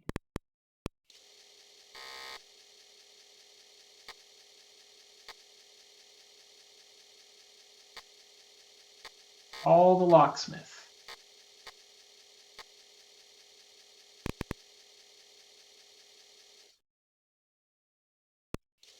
And we're gonna wait.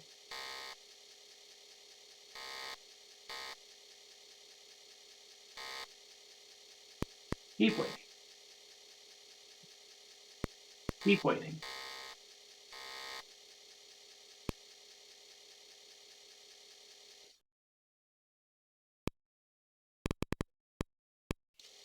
Wait a little longer.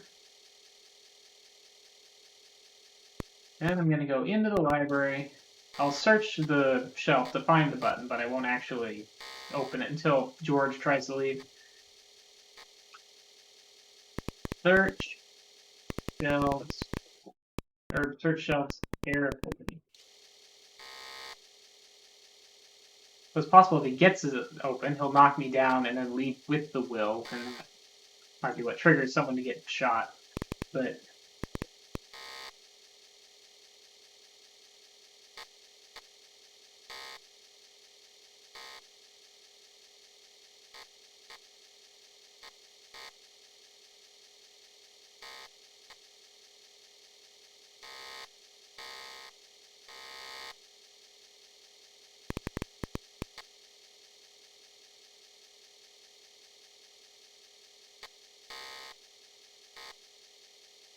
possible the pistol is also in the safe. Suddenly the bookshelves, although then I don't know how I would have got shot last time, so I don't know. Yeah, don't keep waiting. Press button.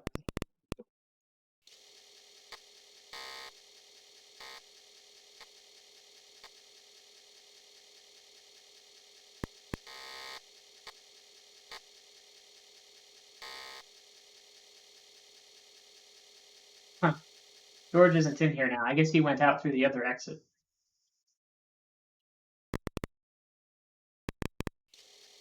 Safe open. Safe is locked.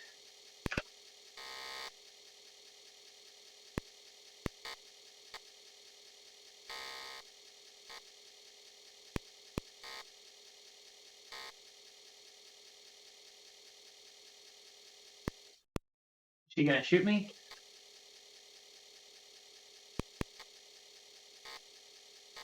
I hear a pistol shot close by.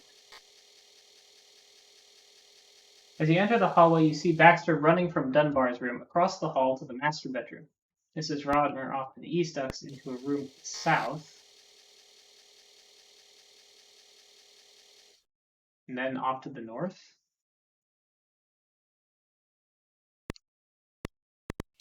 What happened in Dunbar's bed? Sprawled on the floor of the Sprawled on the floor is the body of Ms. Dunbar. Next to the body, near a pool of blood, is a note. Lying beside the body is a smoking gun. Fingerprint gun.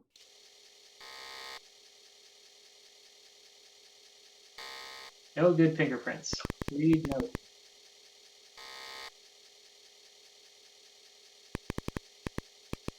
Read suicide note.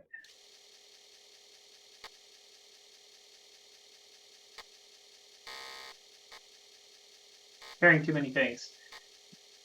The note is written in thin blue ink in a very unsteady hand and is smeared with blood from your touch. It says, "I killed Mr. Robner. Please forgive me." Huh.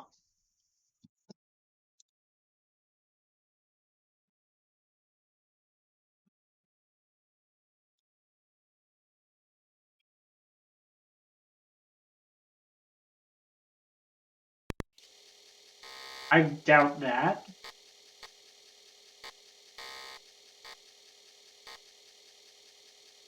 Mrs. Rourke is here tidying up. Mrs. Rourke peeks in the door and looks sick. I'm leaving this house, she says, and pops out again. Now see if I get shot when I go north again.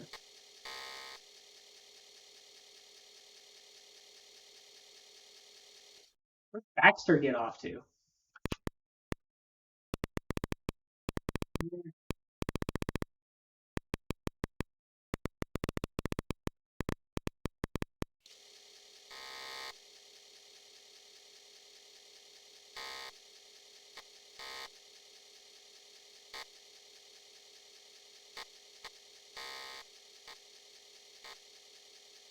Half hour ago. Things.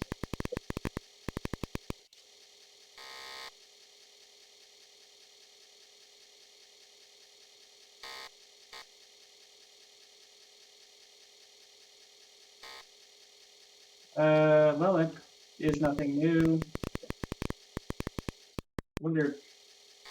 I can imagine that was Baxter's pistol.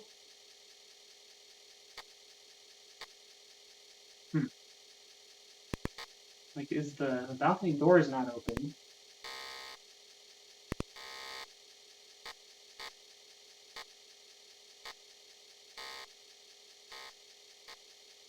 Oh, there's Baxter.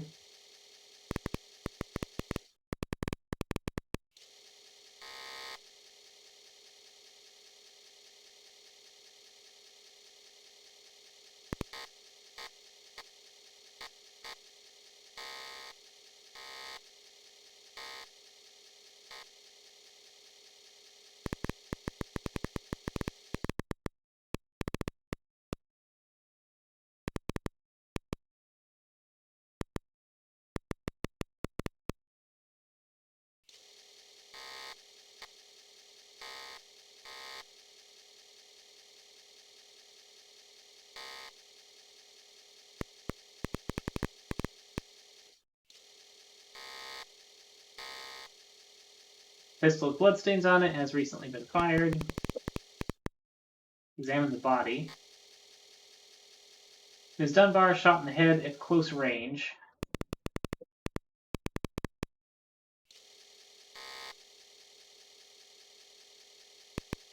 They won't identify.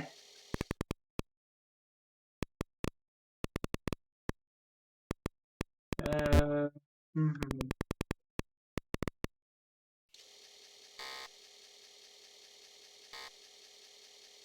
Go ahead and get that gun analyzed.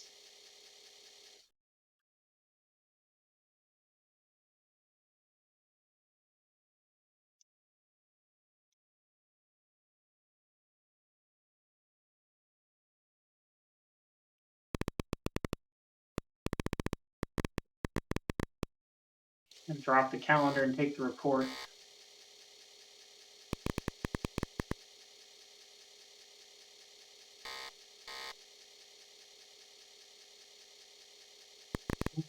Take the report.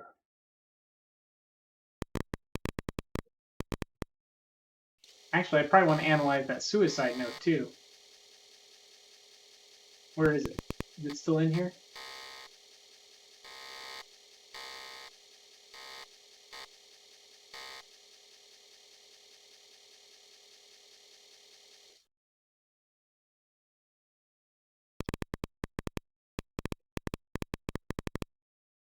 See if it has fingerprints. No good fingerprints.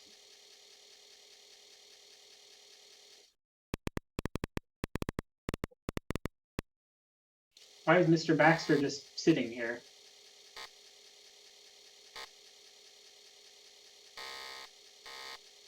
What's on your mind?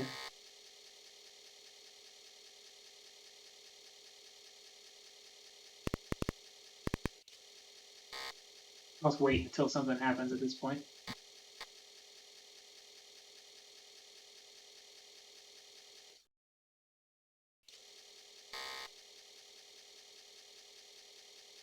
Sorry, he begins, but the lab found nothing of interest.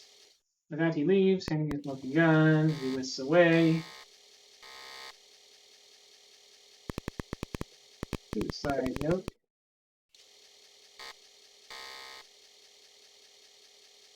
The handwriting is very shaky and would be impossible to compare with samples on fire.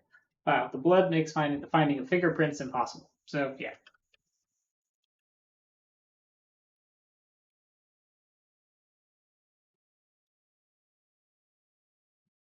Still, how are we going to get that thing?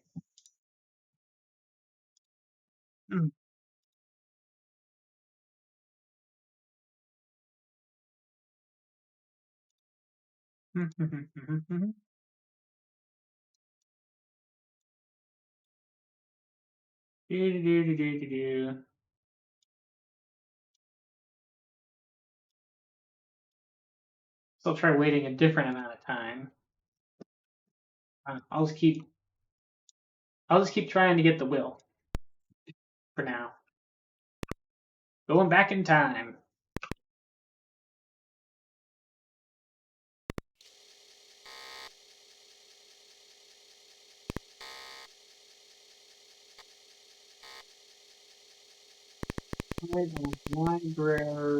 Library, balcony.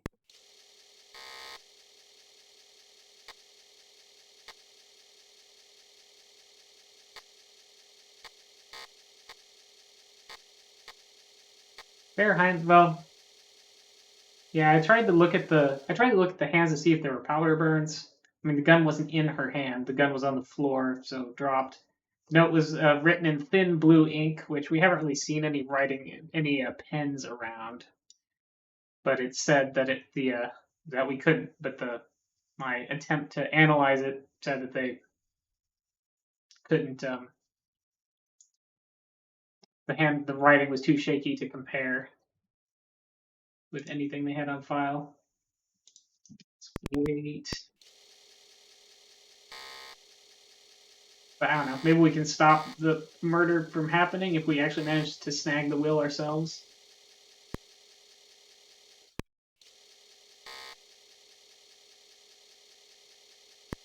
But I want to keep waiting. No, I'll wait like one more. But let's do another save here.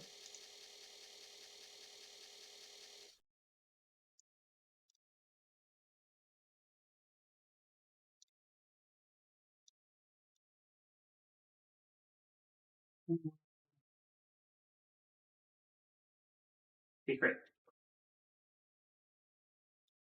I'm just gonna like look, or let's search. Let's go ahead and find the button. Oh. South. Well, I tried waiting until George reappeared, but then the safe was closed again. Murders started happening. So I probably want to not wait that long, but somewhere in between there, maybe, and I can catch him with the safe open. Because if he didn't, because when I did interrupt him before he opened the safe, no one got murdered again. So he must have found something that triggered the Miss Dunbar's murder and my murder happening.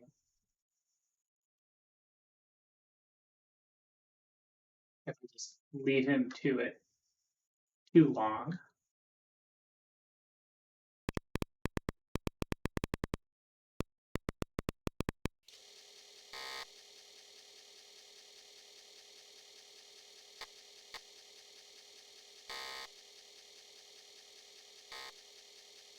Let's do that. Let's like wait. Try waiting 5, because before I waited like 10 or something. Let's try waiting 5. Then we'll press the button.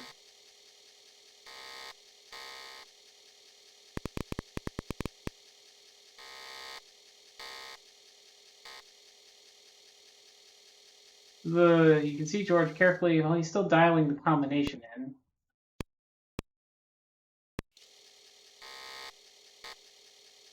So I guess he didn't find it yet. Try waiting 7.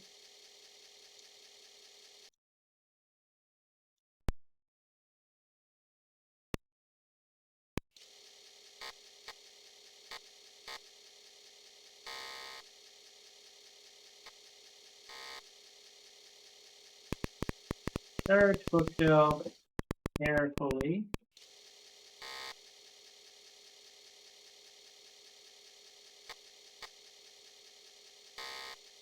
Maybe I can listen at the. I'm gonna override this save so that I don't have to do those two steps.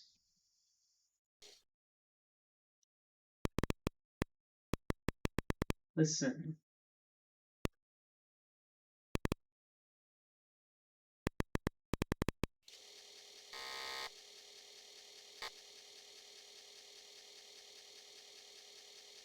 That was one. Let's try waiting 6 more.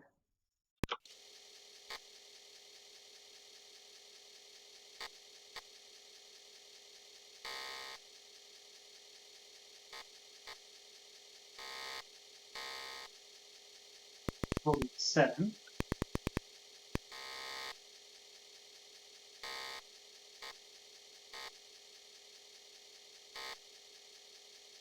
Something different. This is longer than before. As the shelf swings open, George spins to face you. His expression, first seemingly wild with happiness, changes to one of panic and horror. He jerks around, trying feebly to conceal a piece of paper in his hands. He jumps toward you, then recoils in fear. Finally, sobbing, he crumples to the floor, clutching the paper beneath him. A large combination safe, embedded in a wall, is lying open. You enter the hidden closet. Hidden closet, description of the closet.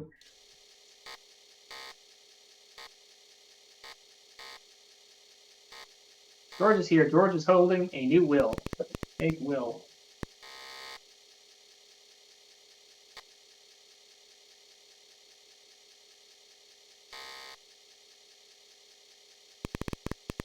Take the will.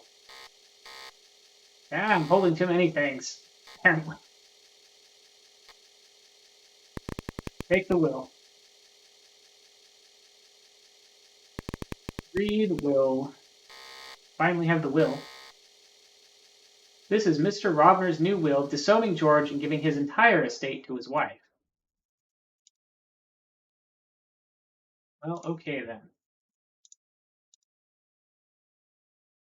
One will.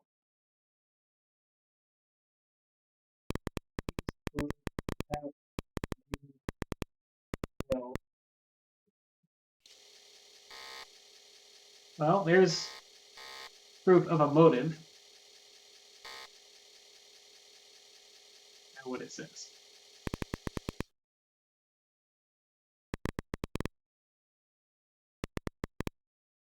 Let's see. George have an alibi. Mrs. Robner, Miss Dunbar, Mr. Baxter that I could ask it. One that I could ask about. George Robner.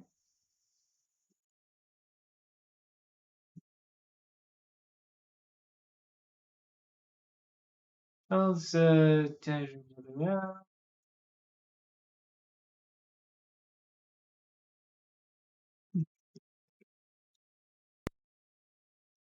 want to examine the safe to see if there's anything else in there.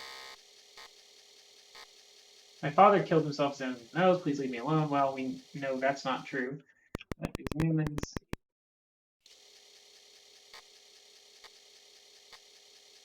Stack of papers bound together is in the safe.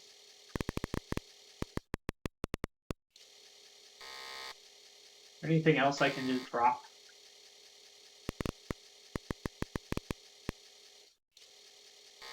Drop the bullion. I can drop the pencil.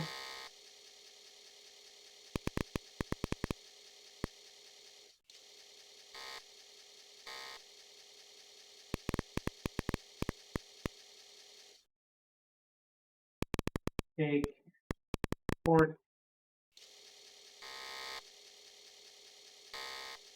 Oh, there's that pistol shot. Take papers, put in the safe.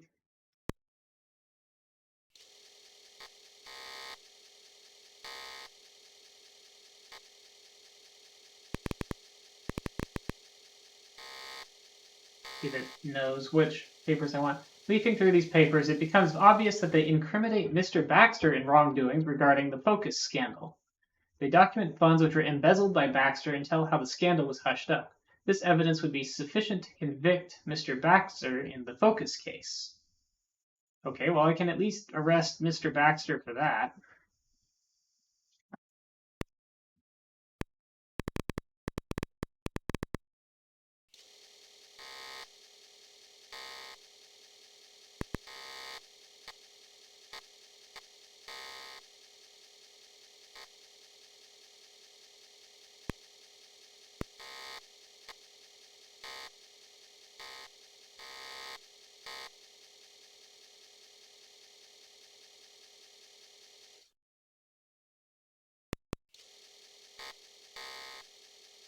But Ms. Dunbar is dead again.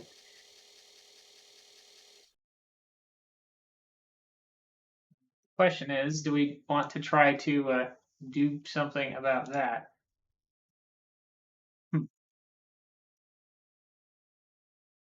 And what can we possibly do about that?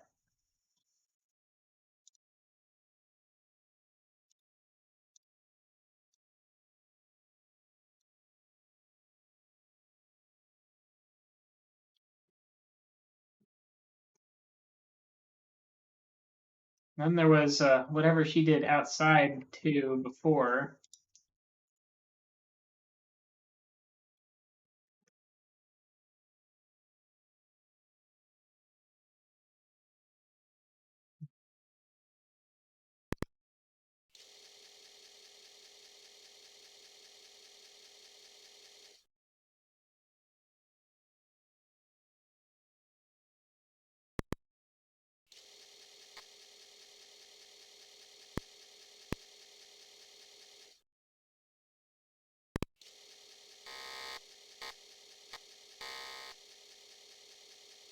Under her fingernails.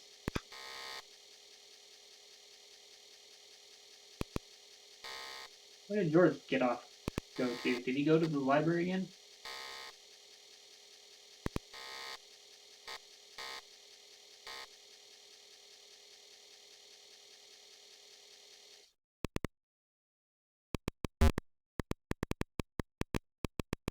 I just want to know what Jordan's thinking about.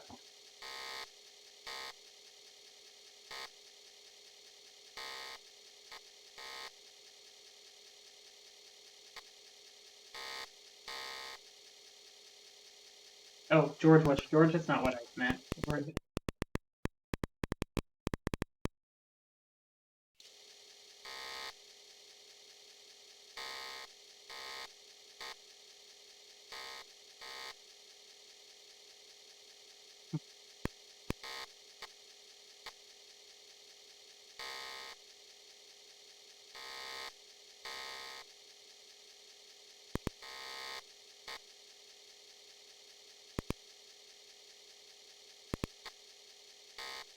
So anything under her fingernails, probably.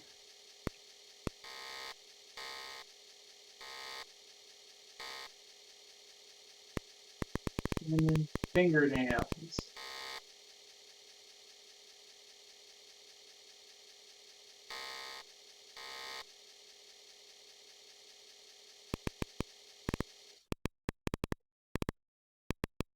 Use Baxter embezzling.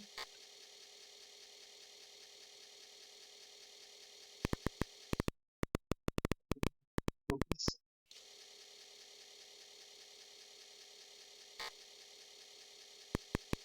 What an accusation. Examine.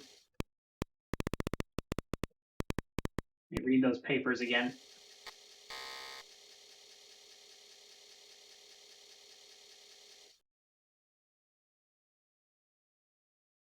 Becomes obvious the wrongdoings are going to. Oh. Handle? Oh, I put an extra E in embezzling, I think. Baxter up embezzling.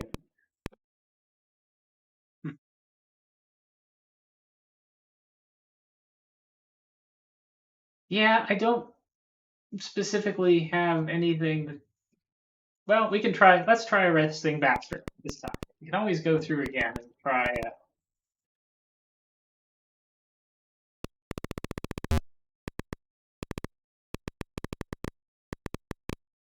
accuse him of murder, and then arrest him.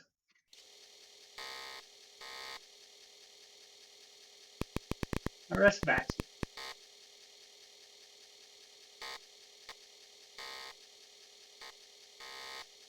Exit letter from police. I heard today that the jury in the Robner case has voted to acquit Mr. Baxter of both murders at the Robner house. While it was clear that Baxter had committed numerous crimes in the Focus case, the jury was unconvinced of the relation between that and the murders. They felt that Ms. Dunbar had committed the first murder, although I can't imagine any scenario in which that would be possible, and had committed suicide in desperation. These explanations leave much to be desired, but what's done is done. I can't help feeling that there's more into this case than has been discovered. Thank you for your work. So yes, that was not we either didn't have enough or that was not quite right. But like I don't know why Ms. Dunbar would be involved in murdering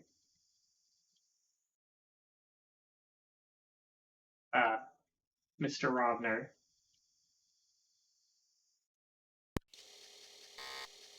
Like George has a motive, but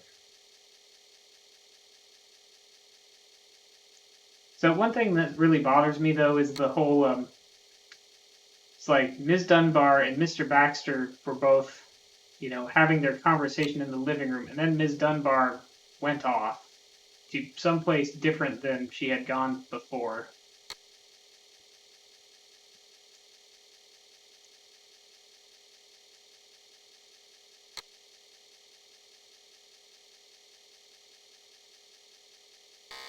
So I'm going to go back and do some slightly...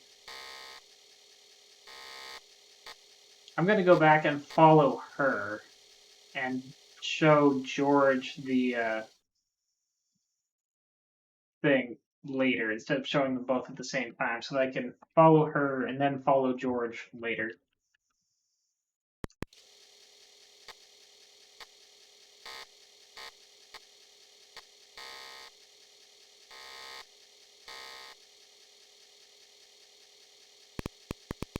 On door. Or maybe I'll show it to her later. And maybe I'll get the will and papers first.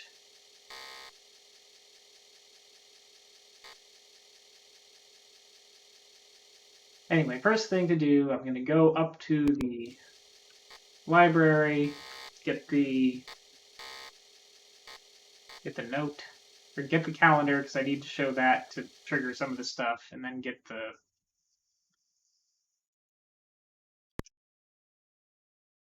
note and stuff.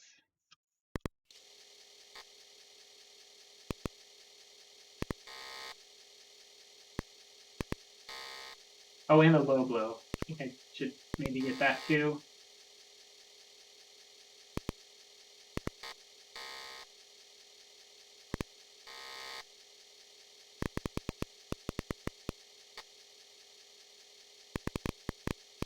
Take low blow.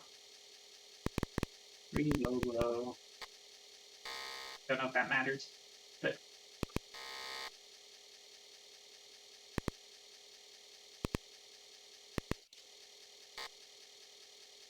run, run, run!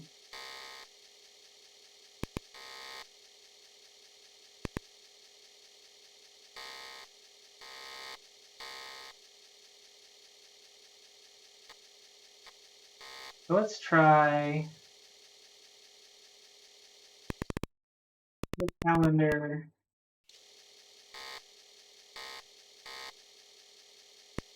Turn calendar page. We'll read calendar, then we'll turn the page, and then we'll read it again.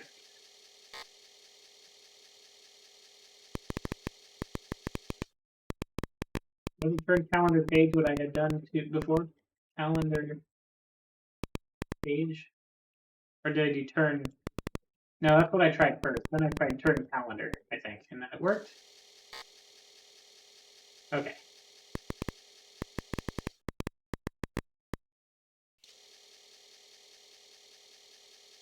Okay, so we've done, so yeah, we have that ready.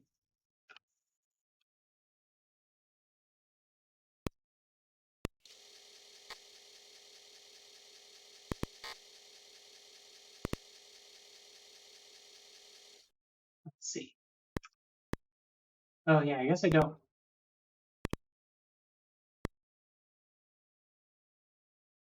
Yeah, actually, I'm not sure. But I guess the other thing is it would be good to know if the murder of Ms. Dunbar won't happen if I don't show them the report and calendar. Oop, D is. Hmm.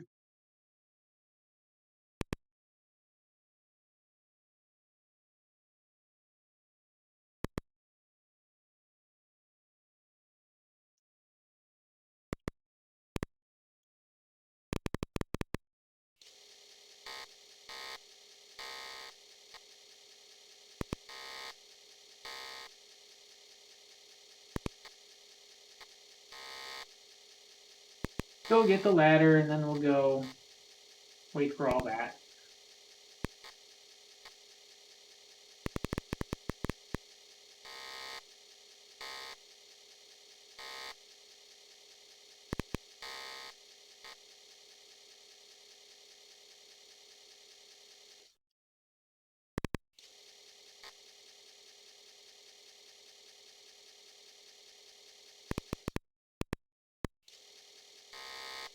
Wait for an hour.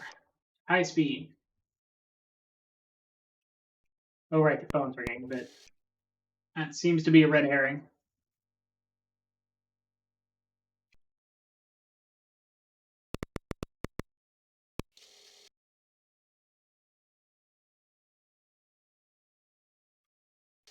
See what Mr. McNabb is doing.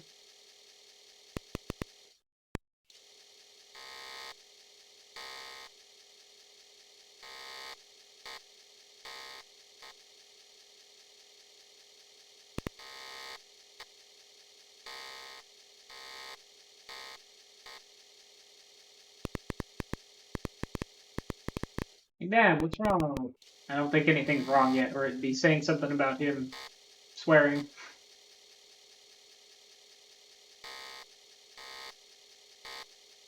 Yep, nothing back yet. Wait another 40 minutes or so, but I think it should be pretty soon that he goes off, because I thought it was before 11 last time. Maybe it varies, though, a little bit.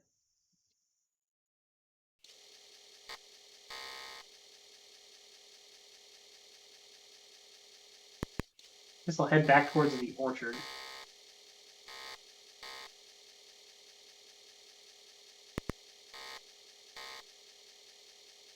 Can't wait too long, or I have to go to the will reading.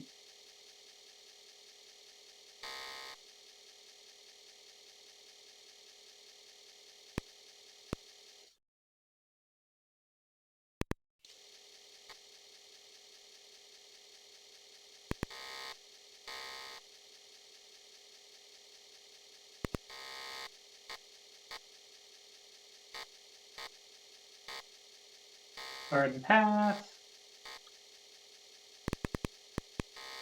Wait a little bit longer.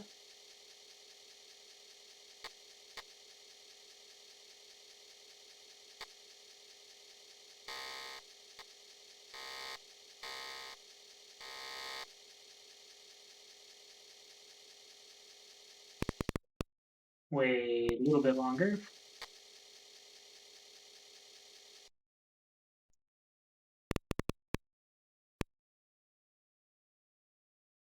There we go.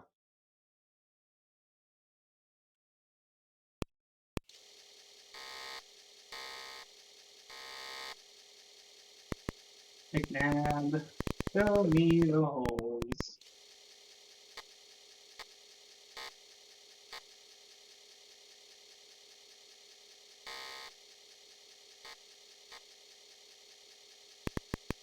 Follow McNabb.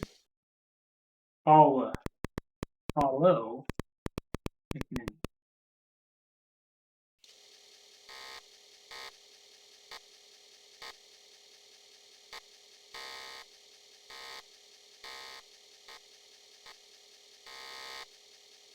Alright, we put the ladder in the holes. I don't know if that's important, but it does at least, I think, establish that you could get up there that way.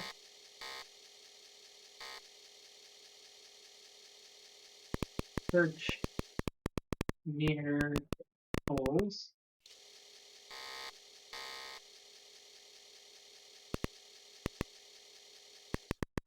Ground.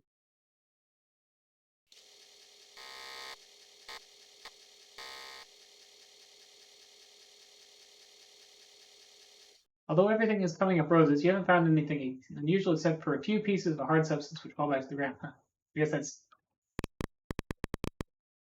well, get kind of the same thing. Here we are. There's the porcelain. Like porcelain.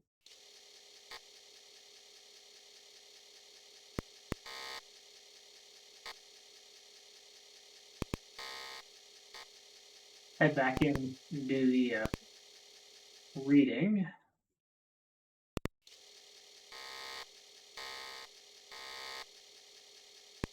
Newspaper, don't really care this time, I don't think.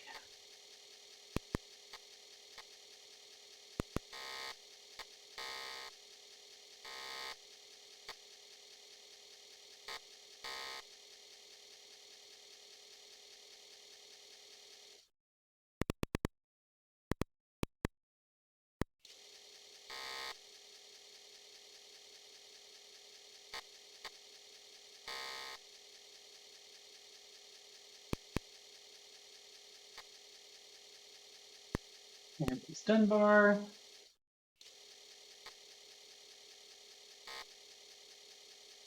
All right, forgot to analyze it specifically for bullying.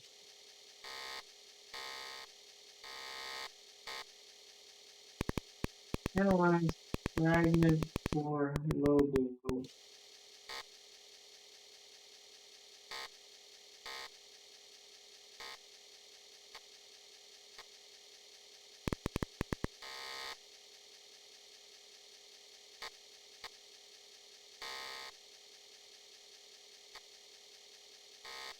There's Mr. Coates.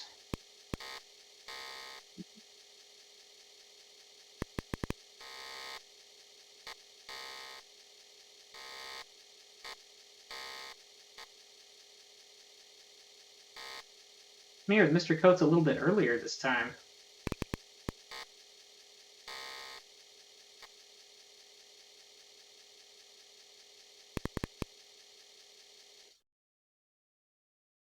Are you gonna read the thing? Oh, I guess we're still waiting for George. He's not here yet.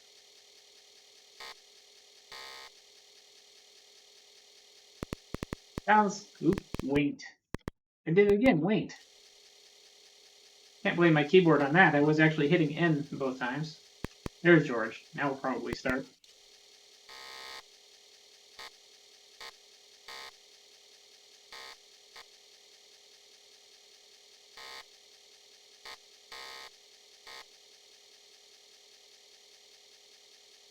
Blah, blah, blah, blah, blah. The same will stuff we've seen a few times now. All right, so let's show calendar future.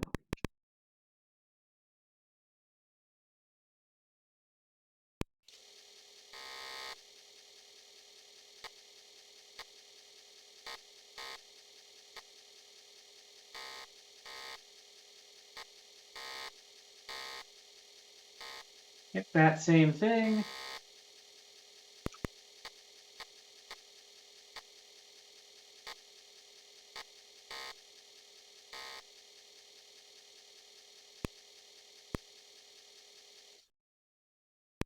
I'm just going to go to the library ahead of him.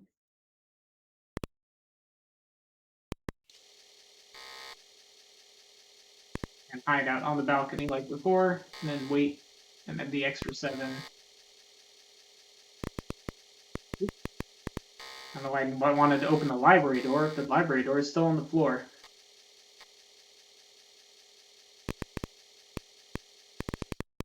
Window.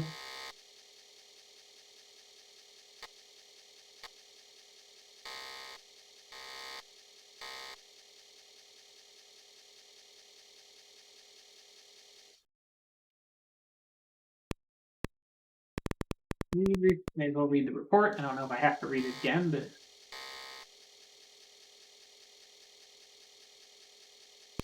slide on Dunbar library balcony.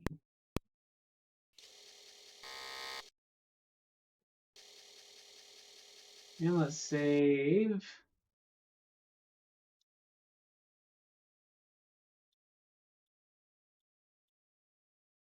Deadline.bsf.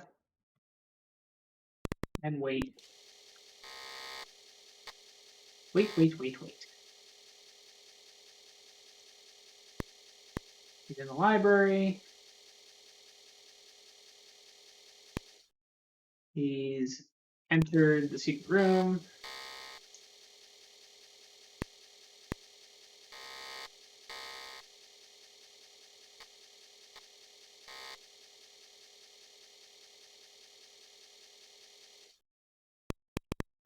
Search bookshelf carefully.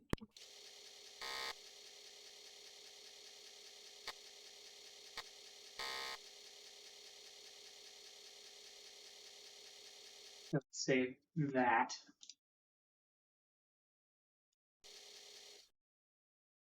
All right, then let's wait for 7. Is that what worked last time? I don't remember. We'll try that. We'll try 7.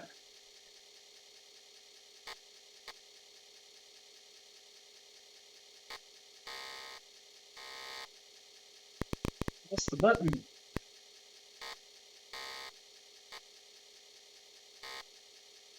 Yep, that worked.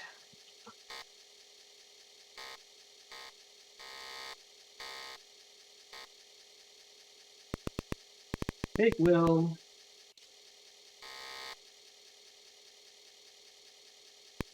Take papers from safe. Proc from safe. Face. Must be getting tired already. So I'm doing very silly things. All right, examine safe. Take papers from safe. From safe.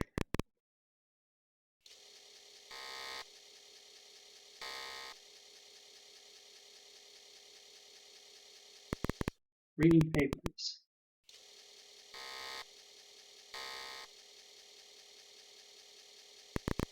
Fill papers to go. Wonder what he thinks about that.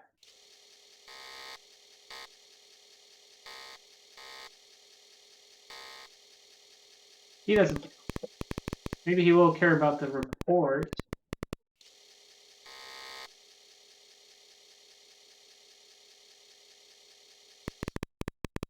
That's the thing that he said. Last time we showed him the report, just that, maybe it's Baxter.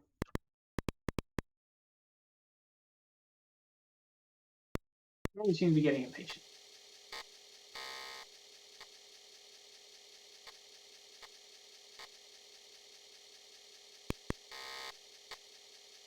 Well, anyway, now I want to go see if we can figure out what made Ms. Dunbar run off.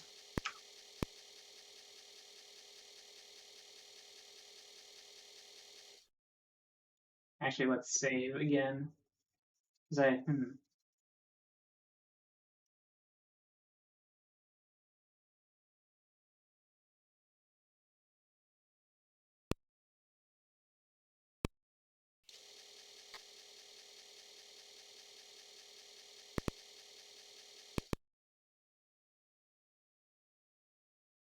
Bottom of stairs. See if Ms. Dunbar is still in the living room. She is. Go report to Dunbar.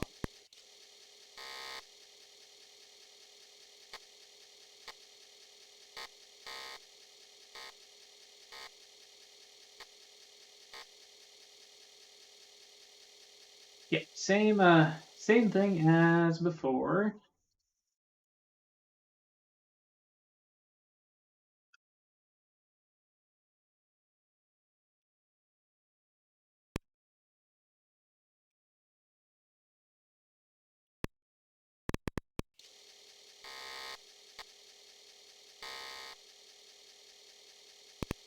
I'll wait a little bit. Maybe leave the room and go back.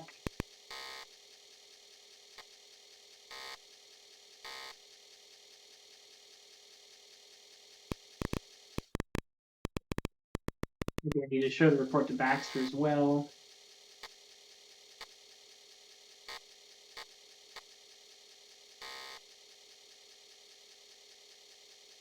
This is quite peculiar. It appears that Marshall was murdered. I wonder. I would have a word with George if I were you, Inspector. Yeah, of course.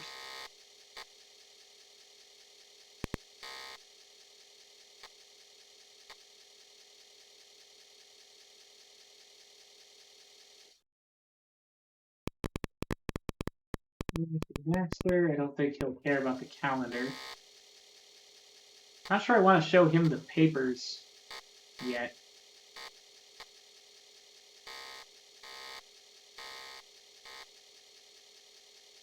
Okay, there Ms. Dunbar glances at Baxter and at you. Hi, can I hide?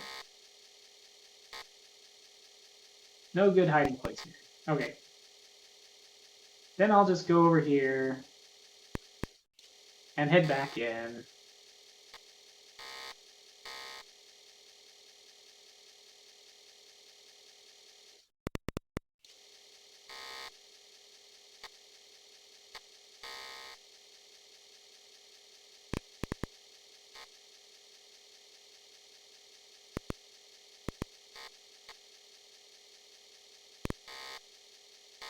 Do.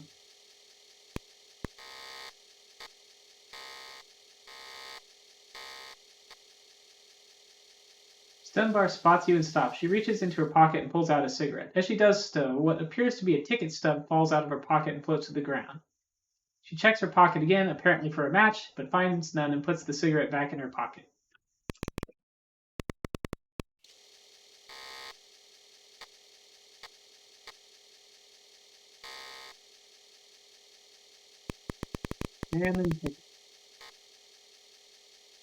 How did I? So yeah, I guess CeeLo 101, there was a ticket. Examine ticket, Hartford Philharmonic Orchestra. That was Mr. Baxter's alibi. So yeah, it seems like she is connected to Mr. Baxter. Hmm. Ticket to Dunbar.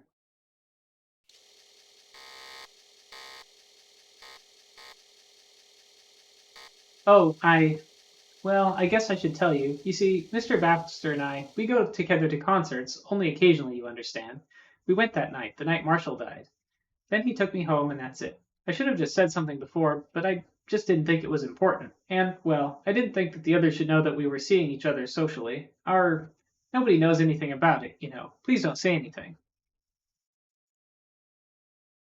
Ask for, well, I was going to go show the ticket to Baxter.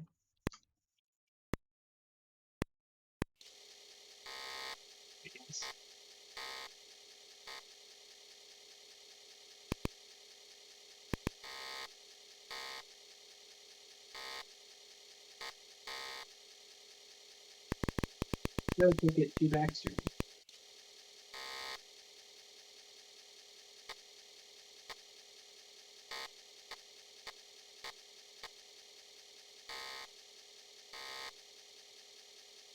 Ah, that must be Ms. Dunbar's ticket stub. I should have told you earlier. Ms. Dunbar was with me at the concert on the night that Marshall killed himself. She became ill at intermission and hired a car to take her back home. Their stories do not match. You see, Inspector, I know that Ms. Dunbar appreciates classical music, so I occasionally ask her along to my subscription series. I really should have told the other detective, but I didn't think it mattered. Mr. Baxter heads off to the east. So yeah,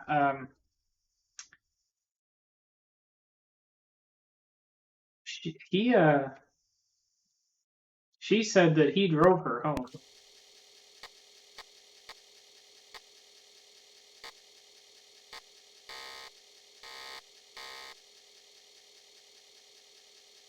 Let's save here as well.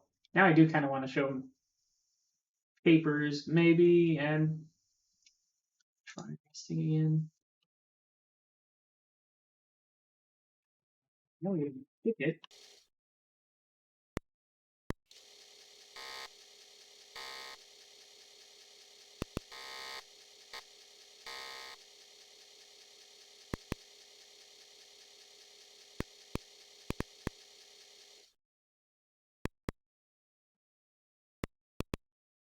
Where's he running off to?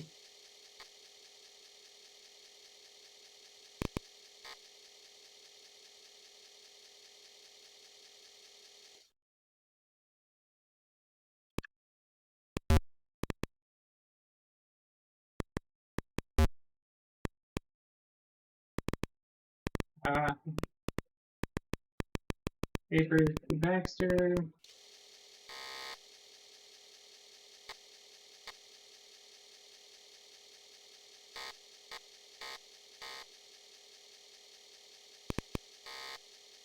I guess I'm confused about where he is. Oh, here he is. Go papers to Baxter.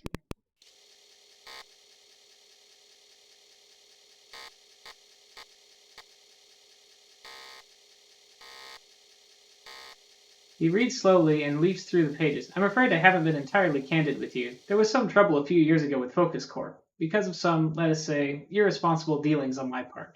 Marshall agreed to cover up my involvement to save the company any bad publicity.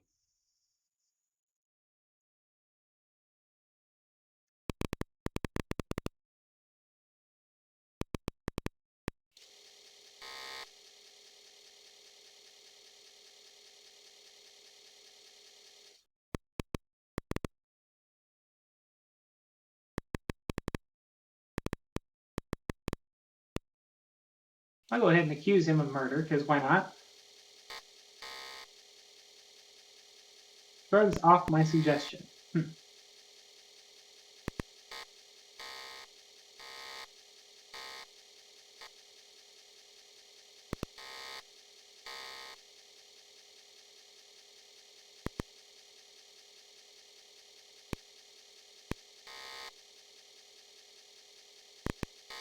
Looking around for... Oh, here's Ms. Dunbar.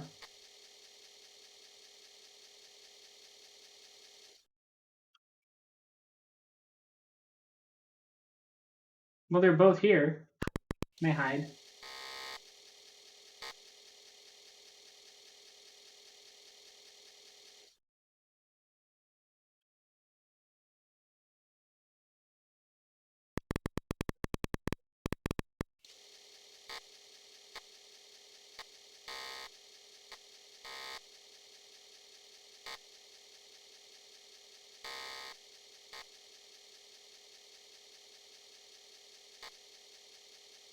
He seemed to have walked in on some sort of get-together, although, from the look on Ms. Dunbar's face, you are not the guest of honor. She's aghast, and she continually looks back and forth between Mr. Baxter and yourself.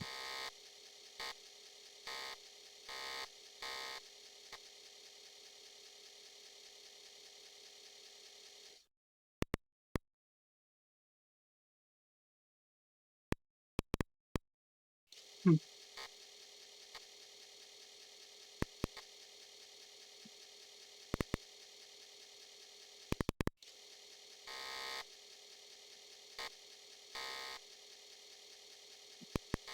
Hmm.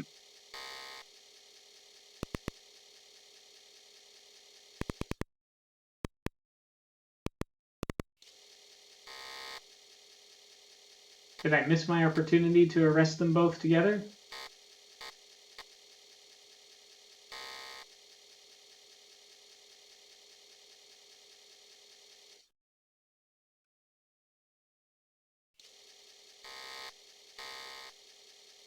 Maybe I did.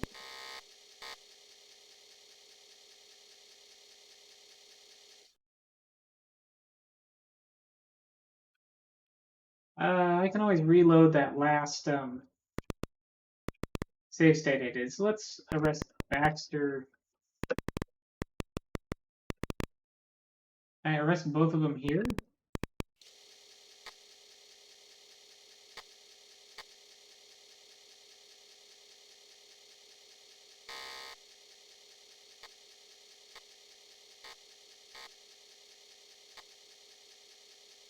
Jury in the Robner case declined to convict Mr. Baxter and Ms. Dunbar. Appearances indicate that the verdict was difficult and that several jury members were convinced that the two were guilty. However, no evidence was presented directly relating the focus case with the murder of Mr. Robb.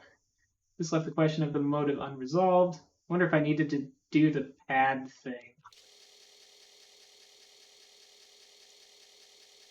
I had the calendar. Or if there was something else.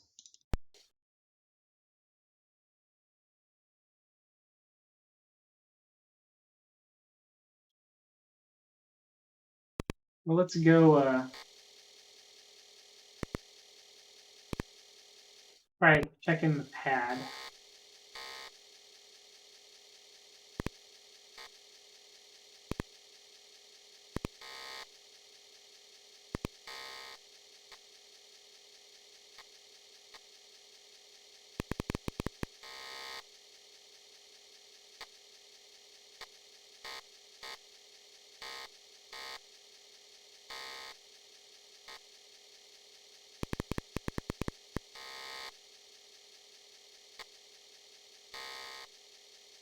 Uh,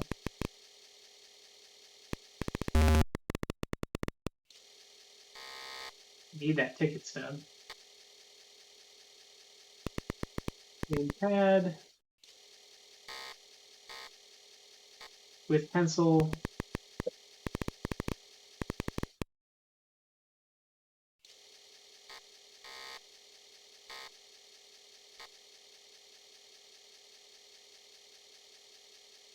There we go.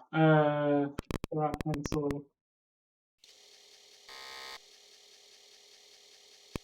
Big stub.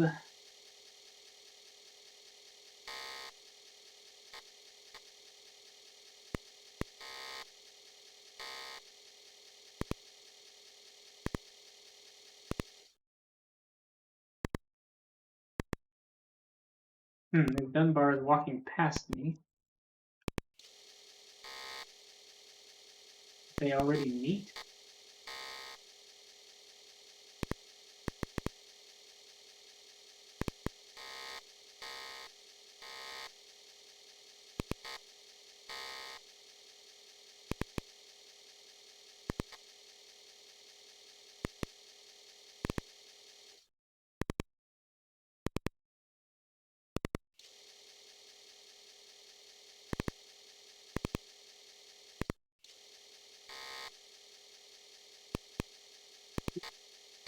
Go back in the house.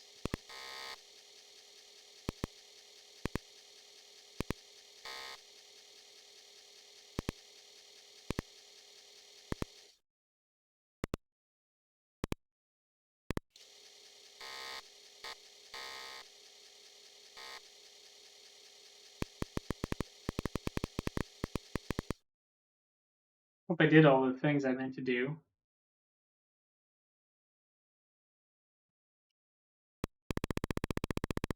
Or had I not showed him the papers yet?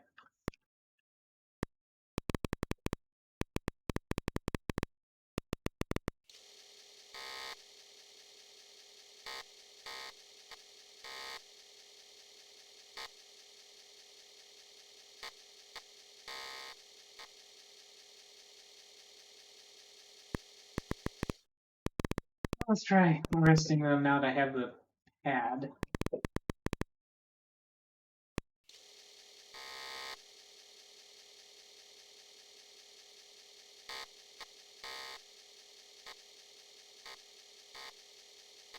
Oh, there we go. Congratulations on your superb handling of the Robner case. As you have probably heard, a jury convicted Mr. Baxter and Ms. Dunbar today of the murder of Mr. Robner. Thanks to you, the murderers will be behind bars, possibly for the rest of their lives. Thanks for a job brilliantly done, which reminds me of another fascinating case I would like to assign you to, ... Coming soon, another Interlogic mystery from Infocom. I don't know if there are any more Interlogic mysteries from Infocom. Interlog, let's search the internet.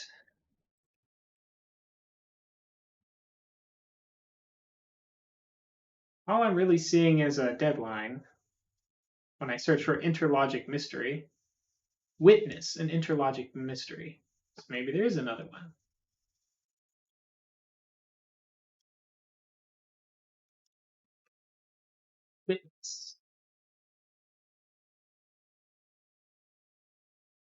Yeah, 1983 and 1984. So I guess they did make another one, but I don't have that one.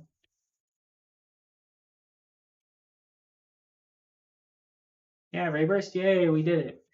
In spite of his, yeah, it's a looks like kind of a similar one.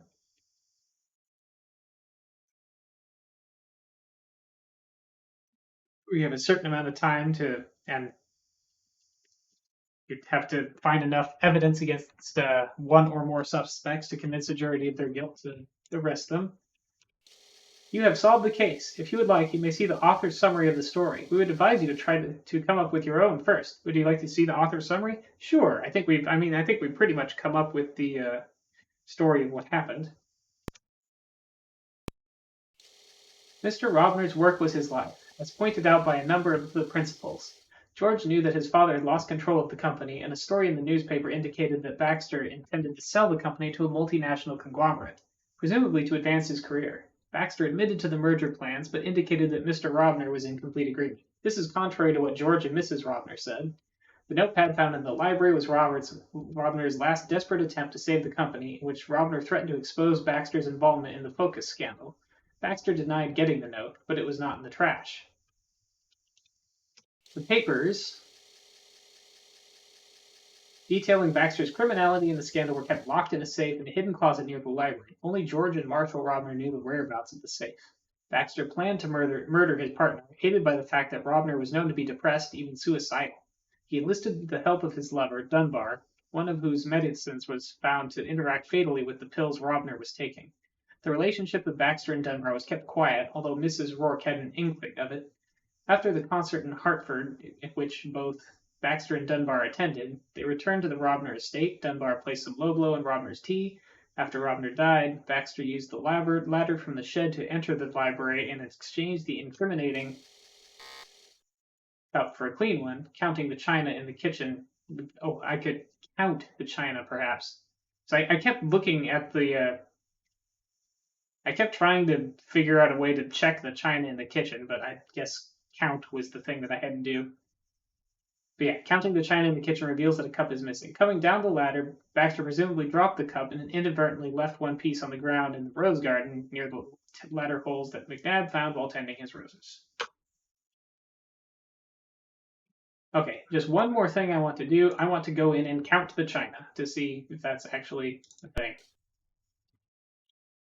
Boy.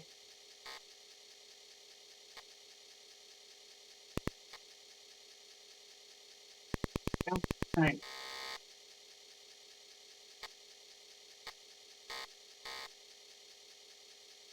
8 large and small plates, 7 saucers, and 6 cups. So yeah, we're missing 1 cup because one of the cups is upstairs in the library along with one of the saucers.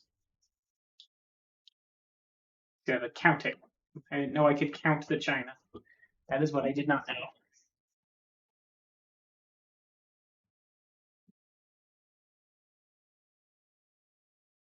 Yeah, looks like we are done playing Deadline. What?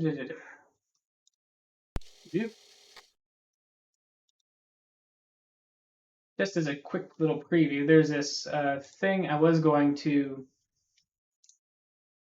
let's see, show Sloppy Sunday if she happened to come by today, or actually last week, but I forgot.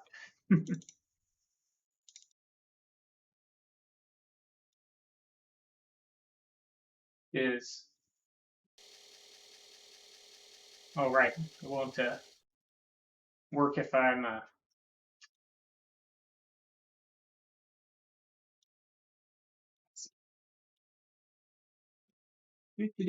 discs.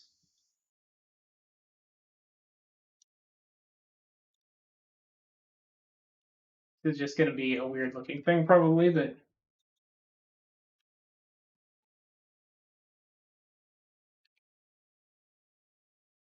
oops, right. Double check what the file name is. I'm not sure I remember. Yeah, yippee yes. Load screen. You had some good suggestions.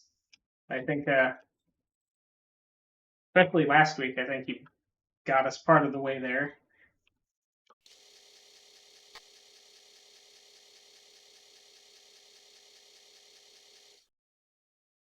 I was going to use this to as a demonstration of something about how the bitmap mode on the Commodore 64 works, which I'll Sloppy Sunday happens to show up. I'll explain when I go there.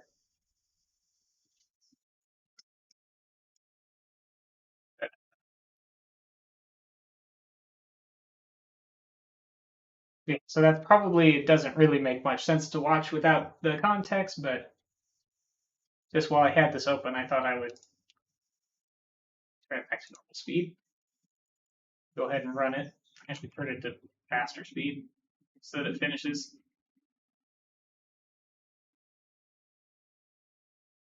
Okay. Well, I guess I left the border red.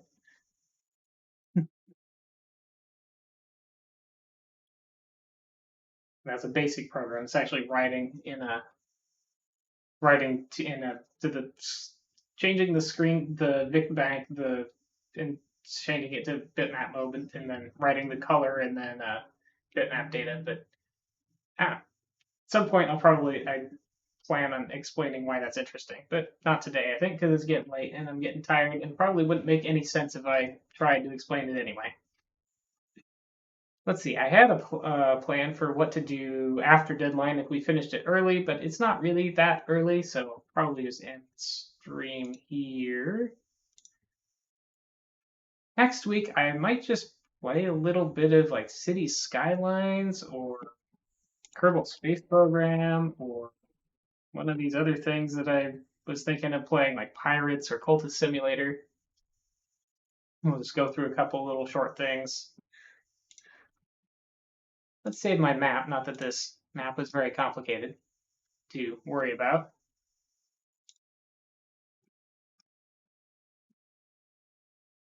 And yeah, so I'll probably just call it ended now.